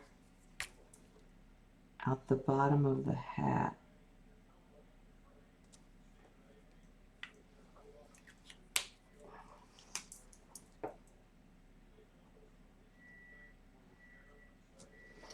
And I'm also going to need to get some real light eyebrows in and dots.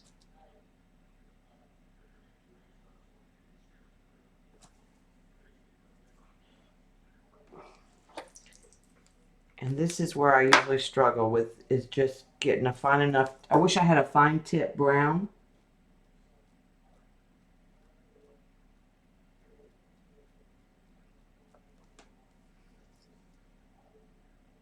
And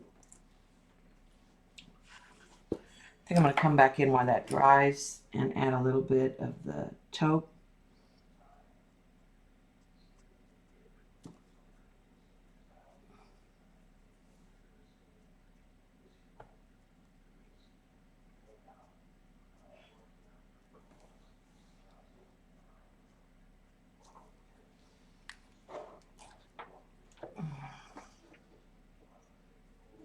I'm going to try this.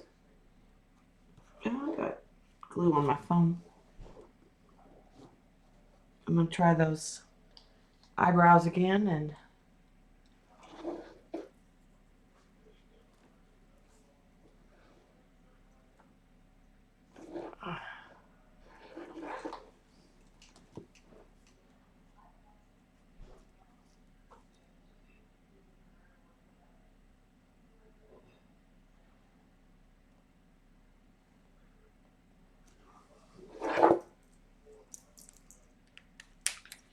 sometimes what I do when I don't get the brown the way I want is I push it around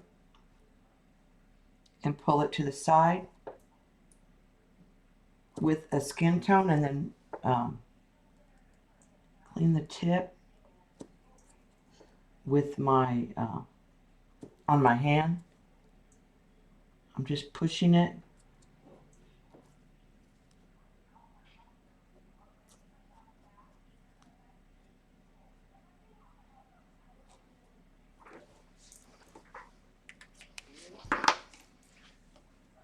Okay, and then I have a fine tip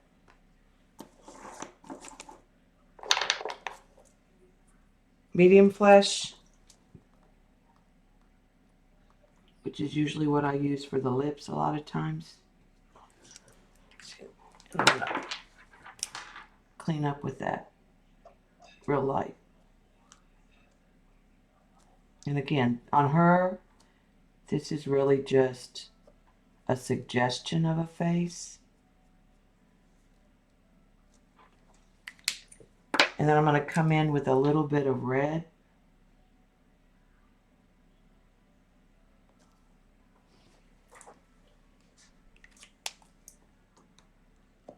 And then blot it. All right, and I have a, oh, sorry. So you can sort of see. The camera's probably not going to focus that clearly.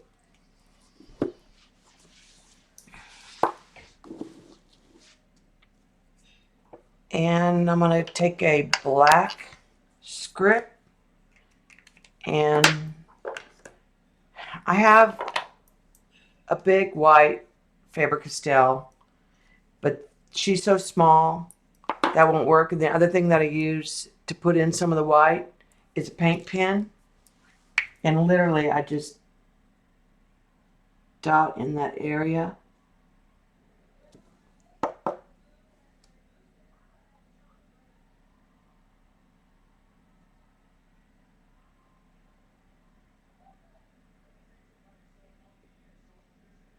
Just to get some white back in.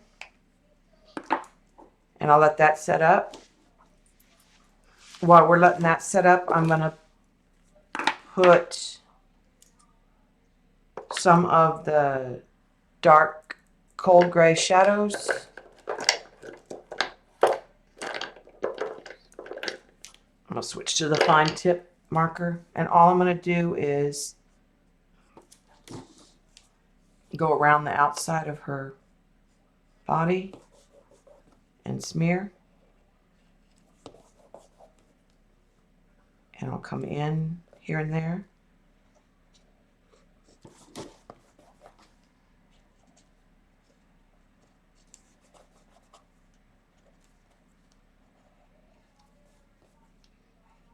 Just to help pop her off the page. Now sometimes I'll add a real prominent shadow, like they're casting a shadow.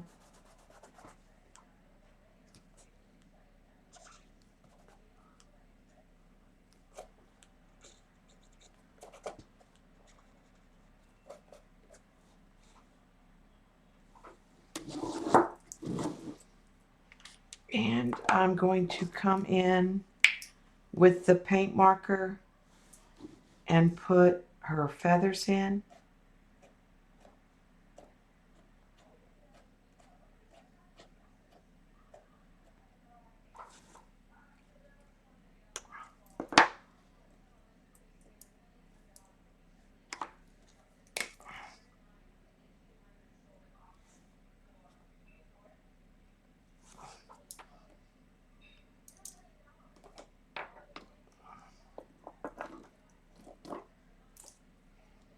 I'm running up against that.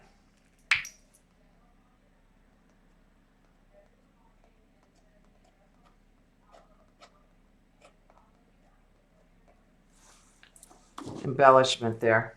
If I'd been able to do her feathers first. But what I can do is take the tip of something. I'm going to try. That's a paint pen, so I don't want to take my Faber-Castell to it till it's dry.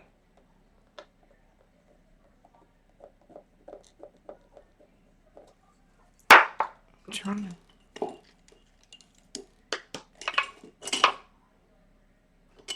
had a stylus. I can't find it. Maybe this will work. I'm going to try this. I'm just going to put some paint pen on my craft mat and just a real fine liner brush and some water and see if I can't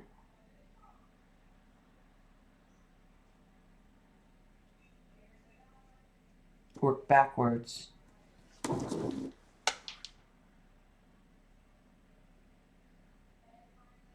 And get what I want.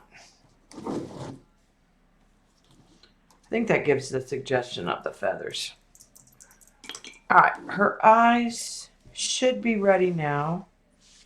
And she's so small that, again, it's just an illusion.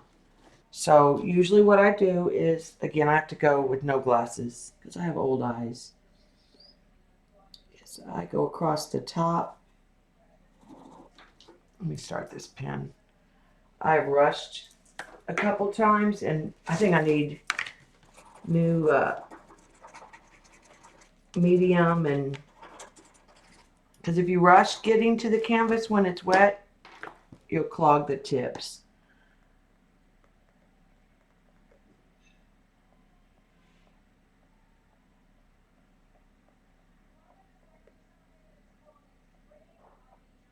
What I'm doing is just putting in her like a suggestion of an eyelash.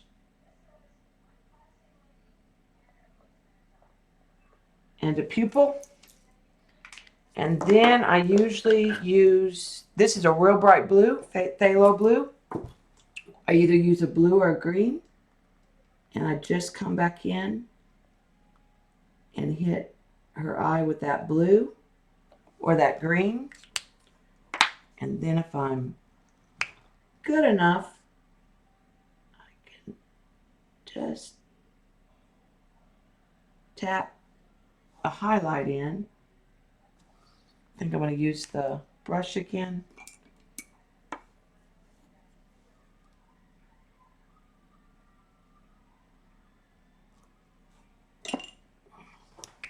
Because she's so small.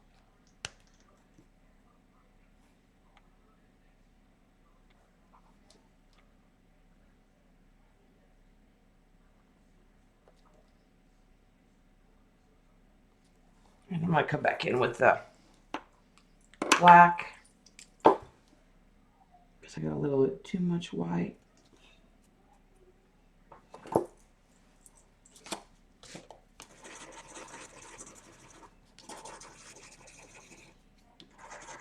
You can refill these too, but I think my nibs are bad.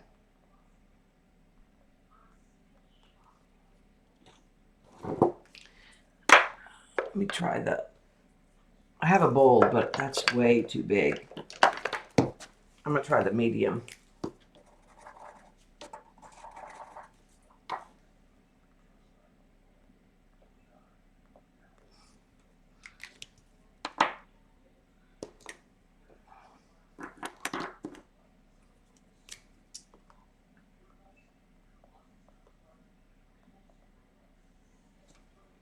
All right. All that's left to do is gray around her hat a little bit, at the top of her hat. And I'm going to add some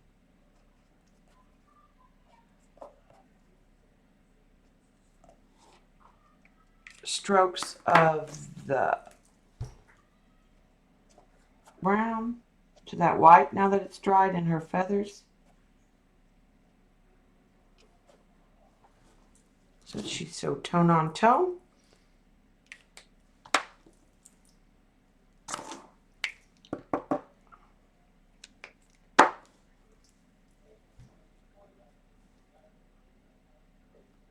And come back with a little bit of white on top of that.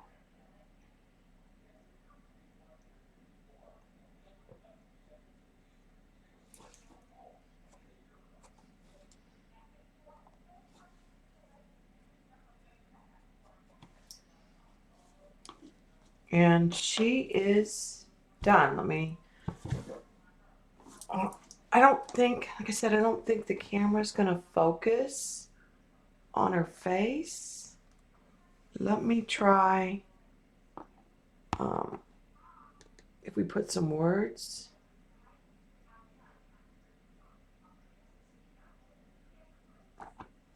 All right, let me back the camera out.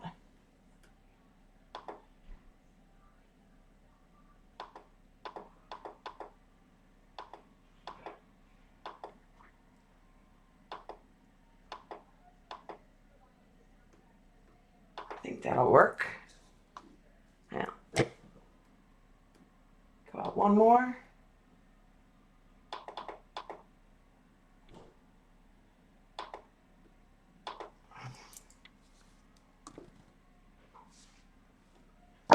And I'm going to sign it. And she is done and ready to post on Etsy. Take a picture and post her. And I'm going to sign my name over here to the side.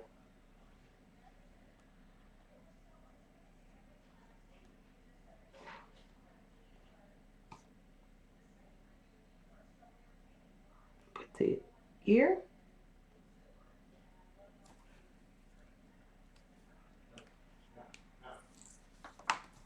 And she's done.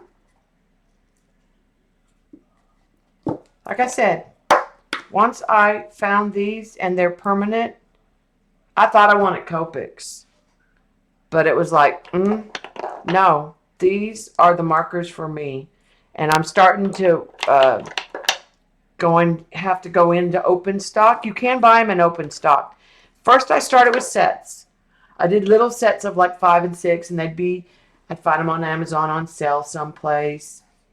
And so I started with the landscape colors and the skin colors. And then I went in and added, there's bright color. And then after I did all of that and I got most of the colors, I would go on to Blix and buy open stock. And I would just keep track of the numbers. And so some of them I need to replace because I've gone through, like, I only have this red dried out or got gel medium in it, and so I only have the script. I don't have the skinny bold in this red, and I need that. So some of the colors I need to replace. I need to replace my blacks. You can pull the brushes out and switch them. Yeah, I watched Christy use them, and I did this She Girl, the She Art, and my husband was like, they don't have faces. How do you know what they're thinking? He just gave me such a hard time that I started doing more detail work, and as I started to do more detail work, yeah, I don't like, this is too pink, and these are too light. They need in between here and something besides this. It's, they need more skin tones. They need more in the medium range. Yeah, that's what I did, Suzanne. I just bought sets. I would just go on Amazon and find different companies that had different sets and buy sets because I just couldn't afford to buy the big set of 72. And then after I got the sets and there were no more sets to buy, I went in and bought open stock. And that's my main, that's what I paint with if I paint. And so that was I figured it was worth the investment for what I was doing and how I was using them. And then once she's dry, I'm going to put another coat of the gel medium over her to protect her. just so that she can't scratch off. And then I'll usually, after she's dried overnight, I'll add like a satin varnish or a gloss varnish or whatever. I mean, I'll add a coat of varnish. Depends what I want. On this one, I don't know that I want glossy. I'll probably keep it matte to keep it really vintage. Yeah, you love pit pins. But I won't buy, I looked at the zig ones. Like these in a push I'll use, my old scrapbook, but there will bleed. So if you're going to do wet on wet and layers, it won't work. And that's why on the sprays, I only use Lindy's. And I don't buy the sprays anymore now. I buy the little sets of the Magicals and mix up what I want and make my own sprays. Yeah, I liked the gray set. That was a really good investment. And it had like the 3 colds and the 3. And I like the skinny way more than I like the big pit. These, I don't have as much dexterity with them. And the tip's not as fine. I wish they made more of the script ones in more colors. But I haven't really seen them. Like I actually ended up ordering this set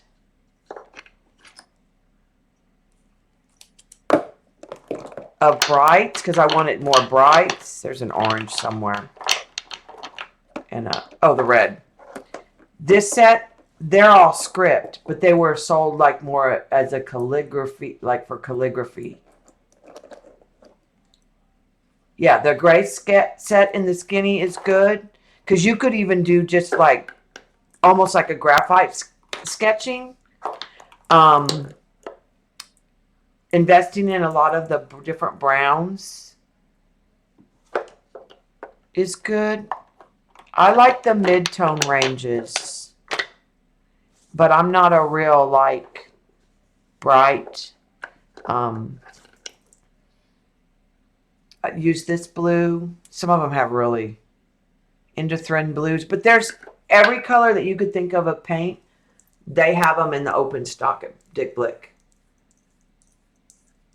And you can also, I think you can buy the open stock on Amazon, but they want like the shipping would add up. Where at Dick Blick, I would order enough and get. Yeah, I like the mid-tones. I don't use these very often. They're really, really bright. I use that bright blue and I use that red, but that's the only really bright ones I use. And maybe the turquoise, which isn't dark. I wish they had a dark turquoise. But I do more vintage, so that's why I like the... Now you can use, sometimes I use the Neocolor 2s, and I seal them with the gel medium after I saw Paula demonstrate Pam Carricker's book. And I wish I had more of these. And I have the ink tints. I got rid of my watercolors because they're not permanent. And I use the ink tints. But I have a harder time. They're not vintage enough for me. All right. I am going to stop recording.